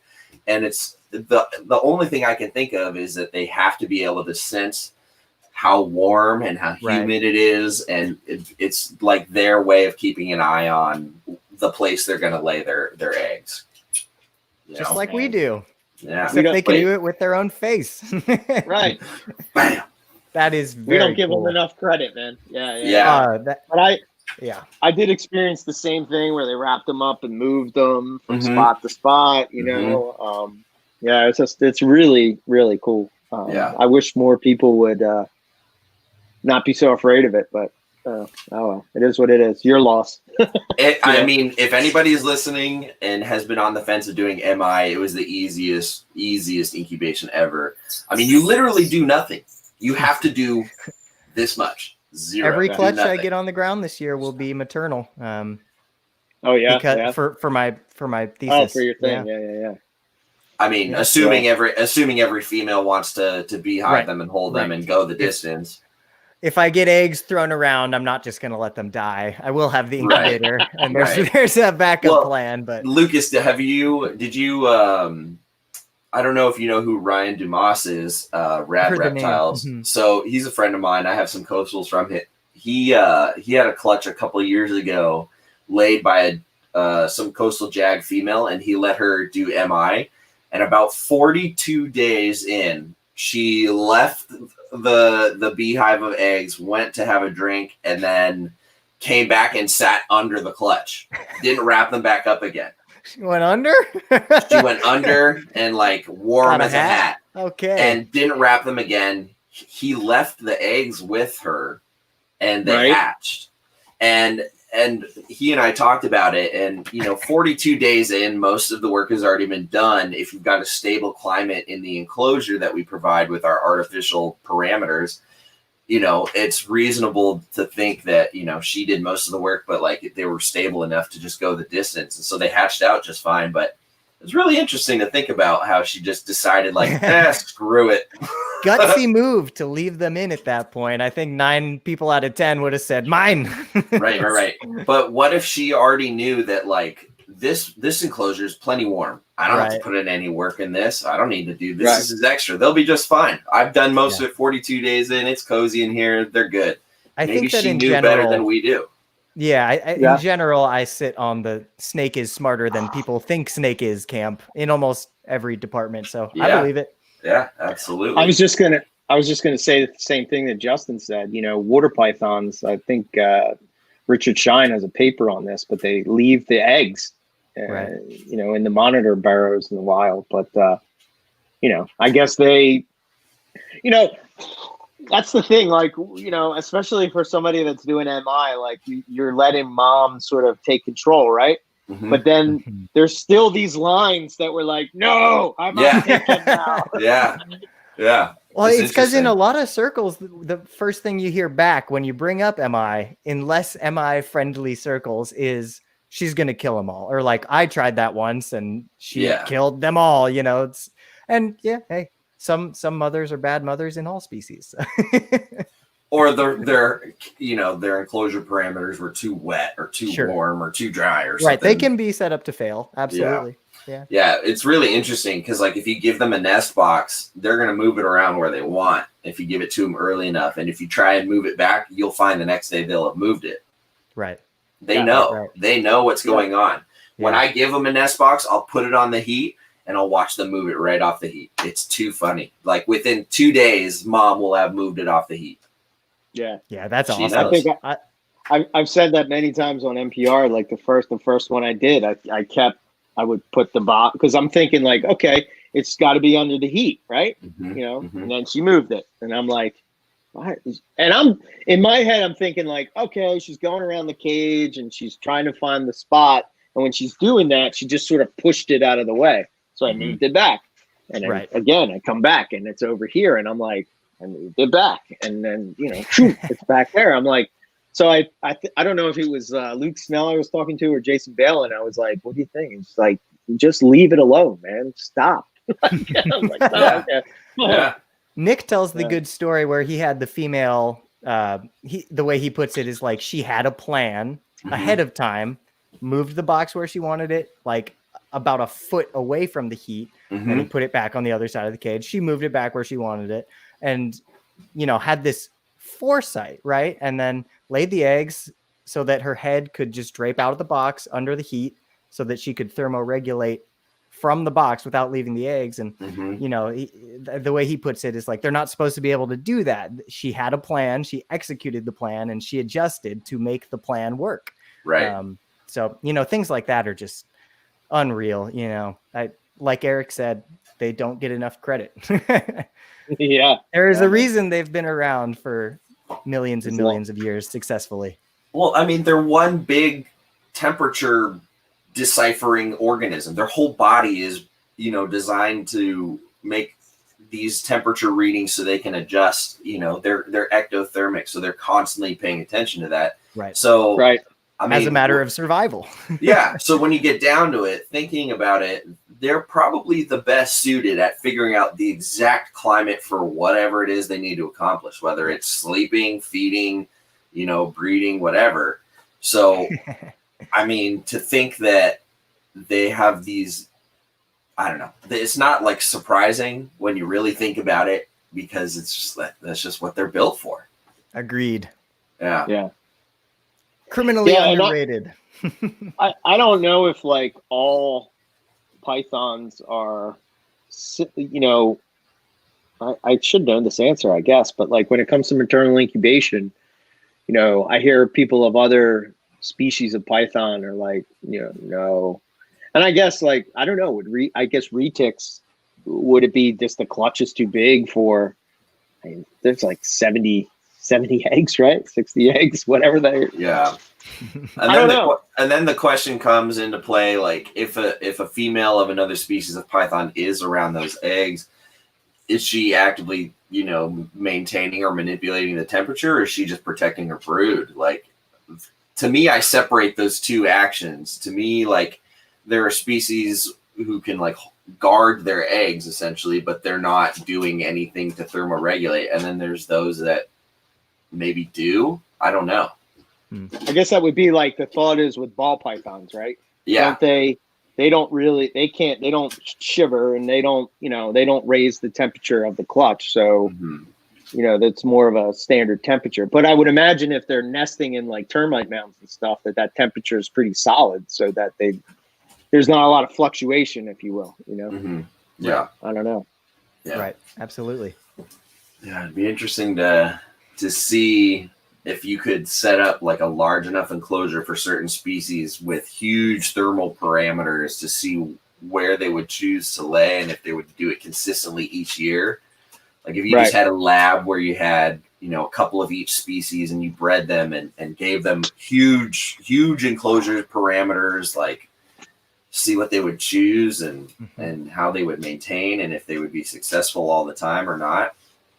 Because you got to think they're not always going to be perfect, and they're going to lay somewhere, and occasionally it goes to shit in the wild just because something happened or they got rained out or something. Well, I think, didn't Justin say that earlier? Like wild females have been known to abandon the nest on the East Coast in inclement weather. I guess it's just like they get flooded out, I guess. Later. Yeah. This ain't gonna work. Not waste my energy. See ya. I think about this a lot. It's going to be particularly difficult to be an ectotherm in a changing climate that we are putting forth. Yeah. I think about that a lot because, that like we're talking about, the conditions are everything for their survival, and it dictates everything they do, right? So as we see drastic changes in weather regimes and average temperatures and whatnot, keep a close eye on the ectotherms, see what's going on there. That's for sure. Yeah, think take about, it to a depressing place. Sorry. Think about like crocodilians, turtles, tuatara, things like that have temperature sex dependent, reproductive strategies. What happens to Bredli if it doesn't get that cold anymore? Mm-hmm. Can they still produce follicles? I'm just a thought. What will they do? Yeah. That's a good point. It's I don't know if you guys have Apple TV Plus or whatever, but they have this show, right? And on the show, it's called Earth at Night. Okay. Dude, I watched that last night. Earth After Dark. Oh, no. This is Earth at. I think it's stupid Earth joke. Sorry, continue. Oh, okay. Apologies. No worries. But anyway, what they're able to do now with these cameras is they're able to, how in the past you saw like the, night vision type of look when they're watching animals at night. Now it's in color as if it was daytime, but it's nighttime. And, dude, this documentary is wild. And all I could think about is reptiles. I'm like, man, when they do a reptile special, because with the first one I watched was about lions and the behavior that they've never seen before, and I think about all the nature shows that I've watched with lions and I'm like, wow, you've never seen this behavior before. And like, some of the playful stuff that they were doing, because I guess lions are one of the only social cats and stuff like that. But like, it was really interesting. And and immediately in my head, I go to, man, I can't wait till they make like an Australian version of this. Oh, yeah. And they're like, going into the nest of, reptiles and looking at, seeing what's really going on because it looks just like daytime. I don't know how they do it, but the technology is We crazy. have to get one of those cameras ourselves and go to Australia. Yes, man. Do it up. Yes. Oh, man. That's awesome, though. That's so cool. Yeah. So for people out there, if you I love nature documentaries, but this one was really, really cool. Really cool. Earth at Night. It's called Earth at Night. Yeah. Earth at Night. Lucas is giggling with his mind in the gutter over there. Beyond dark. Yeah. I'm with you. I hope to be able to see some more of that. That would be cool. As camera technology advances, they can learn more about what happens in at night. Yeah. Like think about what monitor lizards do at night, or the techniques and adaptations some of these animals use for hunting at night. Mm-hmm. Yeah. I would be interesting, just like all technology, eventually it makes its way to the consumer, right? Mhm. So like then right now you have like cams and stuff that you put in nest box and stuff like that, or cages to keep an eye on the female or whatever. But imagine like a high definition color version of your female in a nest box on a clutch of eggs, like, just watching them 24/7 to be able to see like these different behaviors. It's sort of like what we were talking about. Yeah. I don't know. I might be That would dead be by sweet. the time that happens, but you guys can have fun with it. I'm sure it's not too far around the corner. I mean, we can already get really affordable cameras that shoot in 1080p and they're small, and Yeah. we can already do that. So I think it's just a matter of time before it's like, Just got to get the night vision in there. Yeah, to get that sort of feature and then have it like even pocket size, like wireless. It just unobtrusive sticks into the top of the nest box or something. That would be out of the way. Yeah. Because I'll tell you, you put a camera in a cage with some snakes and they don't leave it alone. They knock it over. they shit all over it. They look right into it and just push it over. And I had to finally take it out of my, well, I guess that's because they're hognose. They're not the same, but dude, they beat the crap out of that camera and the tripod, and there's crap stuck all over it. And they just something about picking up that frequency of electronics. They're just too curious. They can't leave it alone. Yeah. Like Bigfoot, right? Yeah. There's definitely going to be one of those references in every episode, I think. That's right. It'll be our way of threatening Owen to make sure he comes on one of these times. My dad's old fly fishing buddy said he saw Bigfoot. Oh. Yeah. Really? Oh, yeah. I got to double check where they were at. Right. But apparently chucked a rock at him and screamed and then ran away. No shit. He's real. He's a painter, and we all chalked it up to the paint fumes. I don't know. There's confirmed sighting number 1. So checkmate, Owen. All right. The next Owen's podcast will listening be right starting. now. He's punching his. He's throwing his headphones like, God damn it, I give up. Throwing it just like Bigfoot through the rock. Yeah. Hey, maybe You they're and your related. Stupid hairy monkey. Not real. Ah! Oh, we love you, Owen. I made Yeah. sure not to lead with that one because I want Owen to not hate me. But it's been in the back of my mind for all of these podcasts. No. Owen, yeah, he's a funny guy. He cracks me up. But, He's a riot. Him and Mort are going to take over the world. yeah, You're I gonna can't ride wait in on to. Mort. I love when we go places and like we'll be driving somewhere or whatever, and I see a tree that's broken. I'm like, look, tree breaks. He gets so pissed.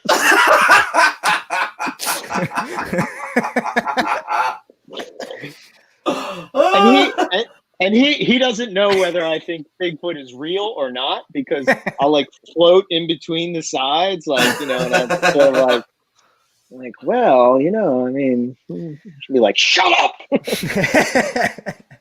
But science would say you can't deny his existence fully until we know, but until we're all dead and the world's blown up, he could still exist. Yeah. I I think the chances are higher that there's something crazy in the oceans, though. Just so much more unexplained or unexplored territory, I should say. Oh yeah. No, 100%. Yeah. Forget the ocean. That place is dangerous. Yeah, I'll stay on land. Yeah. I prefer to land. No gills, no webs, no fins means I'm not supposed to be there. You're not wrong. Yeah. See, biology says stay away. Right. I don't not float. for me. Yeah, I don't float very well, so I'm not meant to be there. Terra firma, chasing after snakes. Yeah. Did you guys put pairs together? You put pairs together as of this point, or We had a really exciting day yesterday. Yeah. In terms of pairing things. Oh yeah, Yeah. we paired Lucas's blackhead with one of my boss's females, Yes. and they went right at it.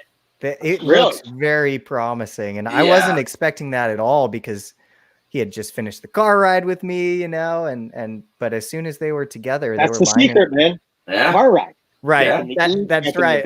Yeah. But yeah, they were lining up. That bodies were. It was encouraging. Like, obviously they didn't lock up right in front of us, but man, he knew there was a female in there, started going all over her back. She knew there was a male in there, so she's like checking him out and lining up with him, and it was undeniable. I'm really excited. Yeah, we were total pervs on them yesterday. Yeah. So, again, I've had one before in the past, but I've never gotten close to breeding or whatever, so I never really thought about it. But as far as the eggs, right? The eggs are supposedly the ones that are super touchy or super sensitive. Right. If they get wet, apparently they're done. What are your thoughts? What do you? So I talked. Sorry.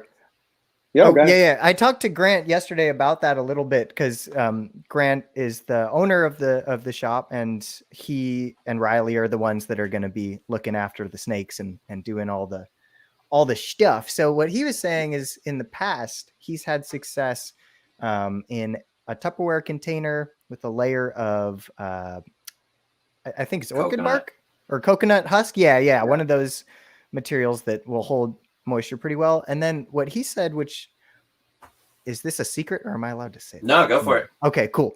What he said that I'd never heard before. I don't want to piss anybody off. Yeah. He has no secrets. Excellent. Is he uses the material that they stuff Polyfill. animals with. What's it called? Polyfill. Yeah. Okay. And he does a layer of that, and then he puts the eggs directly on that, so they're like sitting on a cloud. Mm-hmm. Polyfill is plastic, so it doesn't wick up the moisture from the substrate, and he'll put fresh coconut husks in there, pour water in it so it's real wet, and then do a couple inches of polyfill on there, and it cradles the eggs perfectly. They don't roll or rock. They don't wick up moisture. And then just a normal Tupperware that's not even like a latching lid one, just no air holes in it. It's not like a perfect seal, but it's pretty damn close. And he's been doing pretty much all of his eggs across the species, that he's been doing. And he has hatched blackhead eggs in the past successfully, right? Just the problem is the male passed. Yeah, so we had a male with an enlarged heart, and he eventually passed. Yeah. Gotcha. Wow. Yeah. Yeah, it was really pronounced. Oh, sorry. Go ahead. Oh no, that was it. It was just really Yeah. It was crazy. Like, think of your male blackhead a little bit smaller is kind of about how big he was before he passed, and like it looked like there was a small rat lodged right in there of the lump, And he was a great animal, but it was like it's just not a good situation he was born with. That's horrible. Yeah. Because the two girls are gorgeous. They're both Derek Roddy animals, and one of them, the pinstriped one that he talks about, was just unreal. The pattern was so nice. She tried to bite him. Yeah, she did. That's the first time I've seen her do that. She went for him. It was impressive. She's got a big head. Blackheads are small, narrow-headed animals, but even for that, her head was, it's a good size head, and she went for him. Yeah. Huh. But yeah, they're both really good body condition, and as long as everything goes well, I wouldn't be surprised if it works out. Yeah.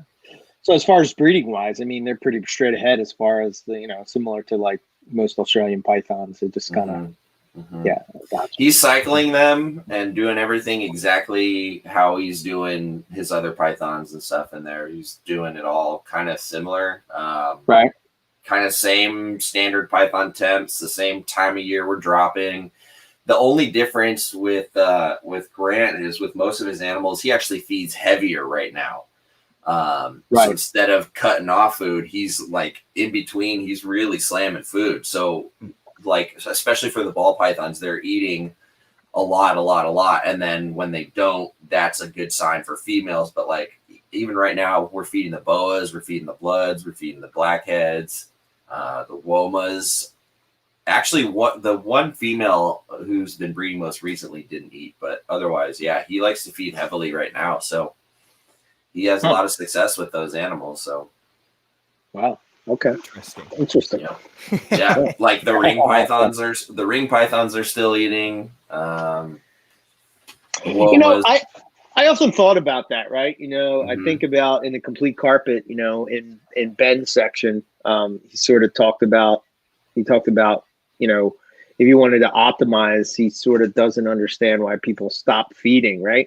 And I was sort of thinking about that, and it's like, well, why do we stop feeding? I mean, it's not like they're not able to get to those temperatures during their day, because we keep them at regular temperature. At least I do.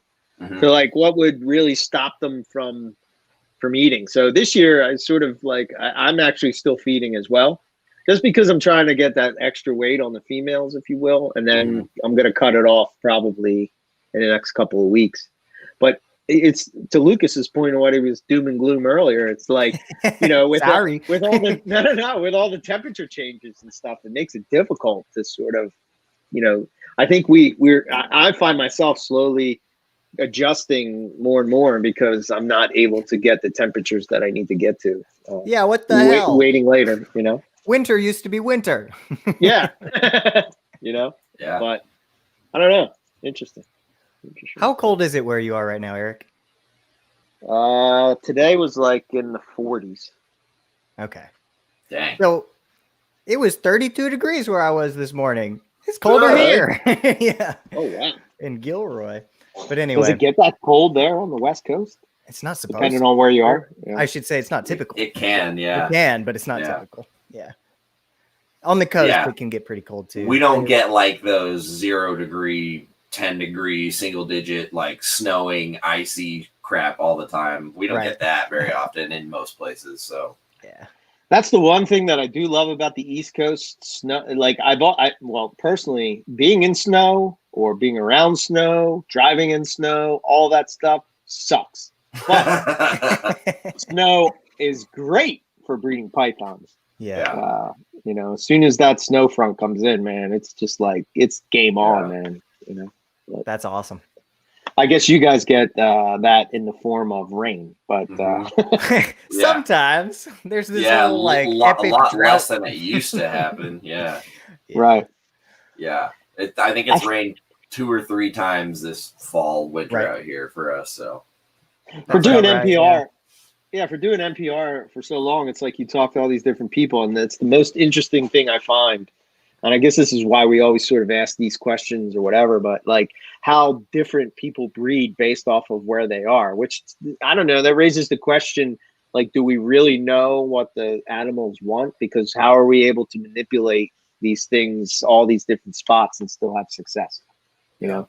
Mm-hmm. And we can only control the things we can control, right? Like barometric pressure. Correct. That's out of our hands, Right. Unless you have an airplane for a snake room and you can pressurize your cabin and do crazy things, but that's high end snake room. That's high end. That person definitely has an ultrasound. Jokes Don't on give us. Owen any ideas. Yeah, jokes on us. Owen's already working that into his plans at the new place. Bought a Boeing 737. Yeah. He got an Airstream trailer, and that's going to be his new anchor. If I duct tape all the windows. But in terms of the breeding stuff, I'm going to be starting my cycling on the 10th. So I think that's Thursday. Mm-hmm. So I better get ready. Why did you pick the 10th? I picked the 10th because it was the in between. So I have all these animals from Nick's facility, right? This is their first winter in my place. That was like in between the date that I cycled last year and the date that Nick cycles, so that both animals are kind of close to where they're used to. Gotcha. If that makes sense. Yeah. Yeah. I was just talking to him the other day, and he was saying about like how he's putting his last meals into his stuff before he starts breeding. And I always found it weird how late he would, Yeah, he's late for sure. He goes late, Yeah. But and the other thing I find interesting is like if you watch, I have to go back and look, and I've kind of been keeping track of it, but like just based off of like success versus East Coast versus West Coast, right?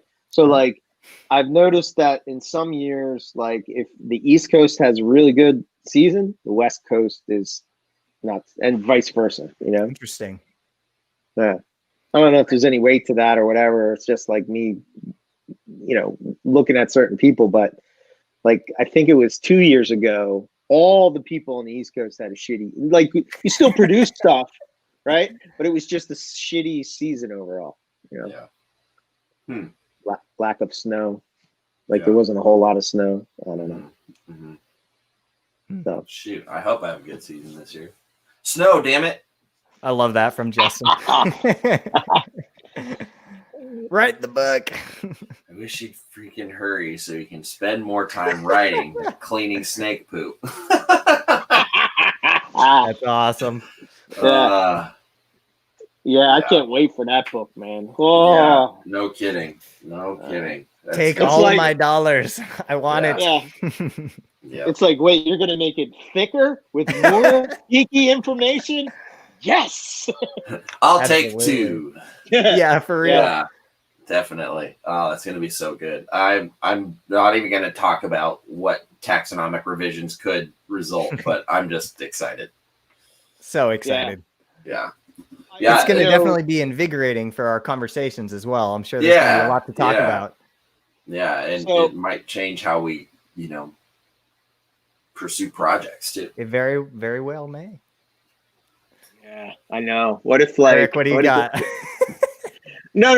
I was just, I got clearance. I don't know if I guess I could ask them on the air. And new information with new information. Oh yeah. Yeah, new info. That's scary. He said should stir some stuff up. I'm getting the comments first on my phone and then they pop up here later.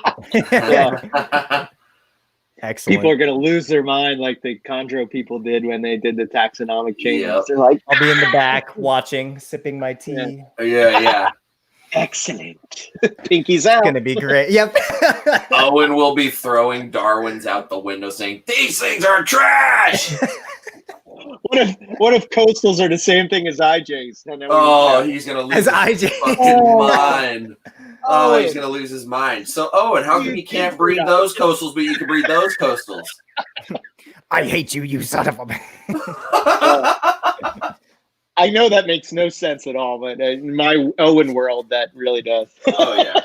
Oh yeah. There we go. Okay, there's some secrets. Oh, no, what I was going to say is, so I have, you know, how a long time ago I had said something on NPR about Nipper reading me the complete carpet python as I fall asleep at night.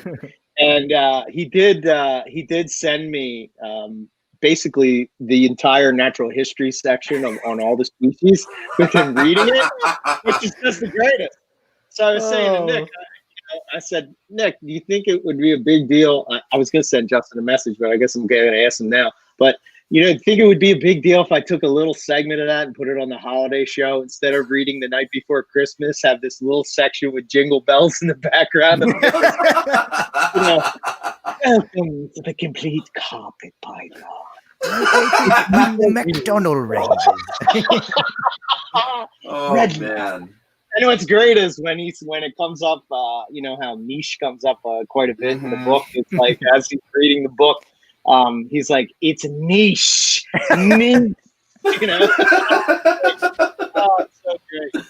I love That's it. awesome. I can't unhear that. Anytime somebody else says niche, I'm in my head. I'm like, it's niche, damn it! I'm like, fuck. Yeah, right. Nipper's going around killing hookers every time you misspeak. Yeah, like good lord, you know. But you know, I don't know. I thought that would just be funny, a funny thing at the end, just like, you know, I can just hear it in my head, like jingle bell, you know, the Charlie Brown Christmas song for it in the background. It's like, Yeah. There is the complete carpet python by. You got He permission. said, "Go for it." Woo-hoo. Yeah. Game on. Oh Yeah, man, it's so excellent. great. Yeah, it's funny. It's funny. Uh, I think people would get a kick out of it. You know. Yeah. When's your holiday show dropping? I think so because of the whole MPR Network thing and everything, the last show that we're going to do for the season is probably going to, I think we're recording it this Saturday, if I'm not Sweet. mistaken. I think we're going to try to do similar to this right here, like we're doing right now, some sort of a live thing. So again, you guys are more than welcome to join or whatever, but you know, I think, and then I know Justin's book on, I think it will be live. I think Justin's book on the Knobtails will be one of the shows that we get when we're coming back, you know. Sweet. Awesome. I'm excited about that book too. I mean, yeah. That'll be really cool. Justin's just a writing machine, man. He's just writing books like crazy. Yeah, he's also researching all sorts of stuff to help, you know, solve this whole COVID nonsense with his university work. I mean, dude, what time machine do you have, and where do I get one? Right. Like, reptile breeder by day, COVID fighter by night. Yeah. Or vice versa. I wonder if he's got an ultrasound. Nah, man, he's old school. I would think he just, you know, go for it, bro. It's a really interesting question to like gauge how somebody keeps. You for ultrasound or you anti-ultrasound? You know, like. Ooh, I like that. A complete liasis book. Liasis book. Yeah. Hell yeah. I can submit pictures of angry baby Maclots. That's it. That would be cool. That would be cool for sure. You know, especially they don't get a lot of love. Yeah, especially if they can get that. You said it's all about maximizing the bus ride to work. Might as well. Oh man, that's great.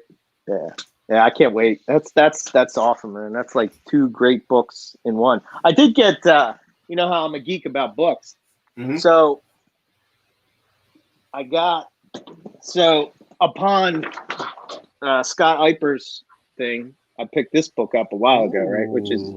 This is an awesome book, right?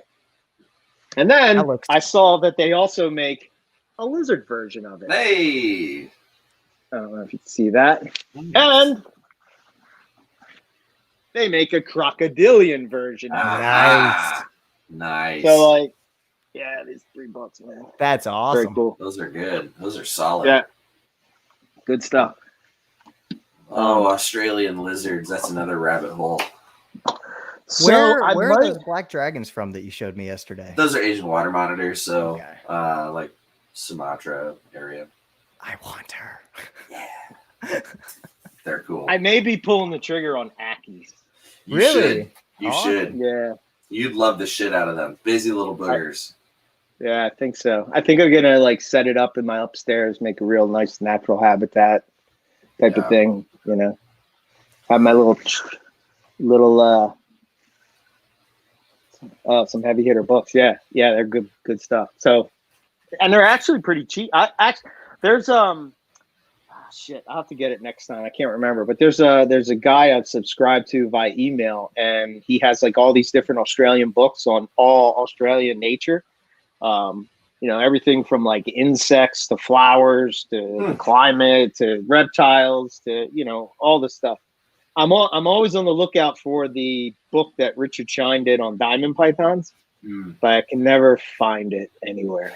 So, but you see some cool books on that thing. I'll have to put the link in next time I'll have it because I don't have it.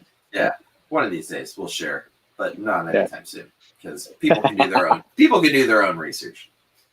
Can they? That's a good question. That's fair. How do I buy a calendar? I'd like to order a calendar. Oh my God, man. Inside joke. Yeah. And that's where it's going to man. stay. That's right. Yeah. Can I trade you a chainsaw? Oh my God. Speaking What of about trades, a cassowary?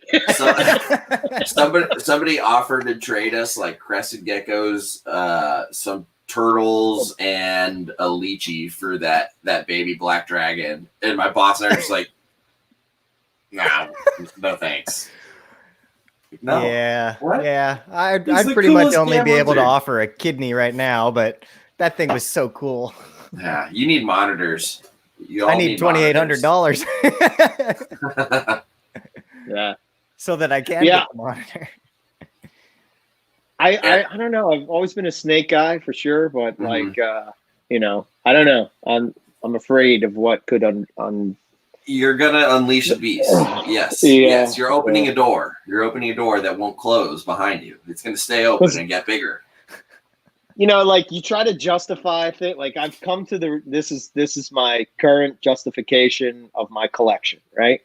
Australia stuff, right? Except for Papuan carpets, which kind of falls into the carpet python stuff. Other than that, it's pretty much Australia. And I'm like, well, they had some cool geckos. They got some cool, there's just like, you see some of these Australian keepers and some of the cool stuff they have, like blue tongue skinks. Casey was talking about them on herpetological.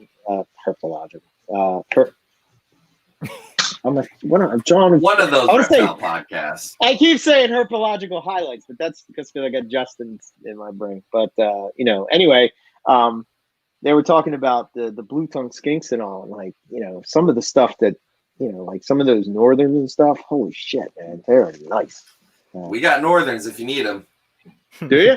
Yeah, I've got like eight babies at the shop right now. They're like 5 months old. They're so cool, dude. Northerns are really neat.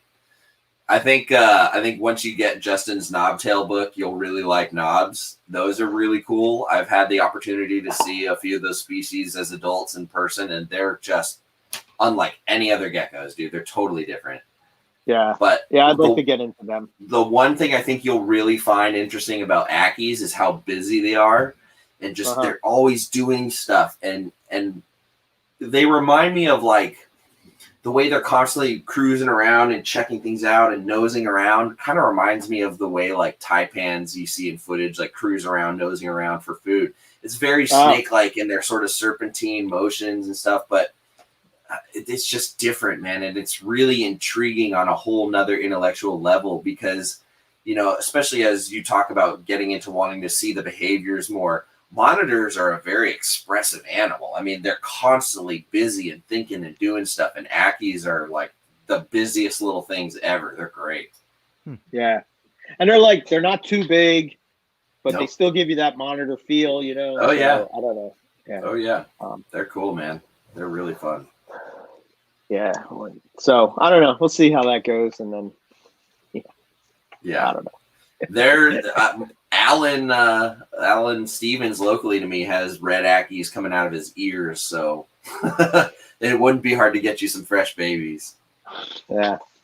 Yeah, I know a guy here. He's going to be coming by sometime in January. Nice. And he had 2 clutches that just hatched out, and you know, he's I've been talking to him for a while about them, and then I guess because of my dad's recent like, he's gone hog wild, man. I'm like, wow, I feel like a kid again. Like, holy Yeah. shit. He's back at it. Yeah, he's like, man, he's just trying to go for broke with everything, you know. So I started showing him some cool stuff, and I'm like, check this out.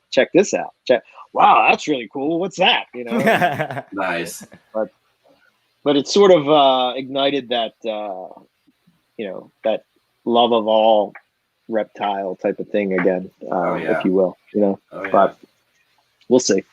Yeah. See how it goes. Yeah.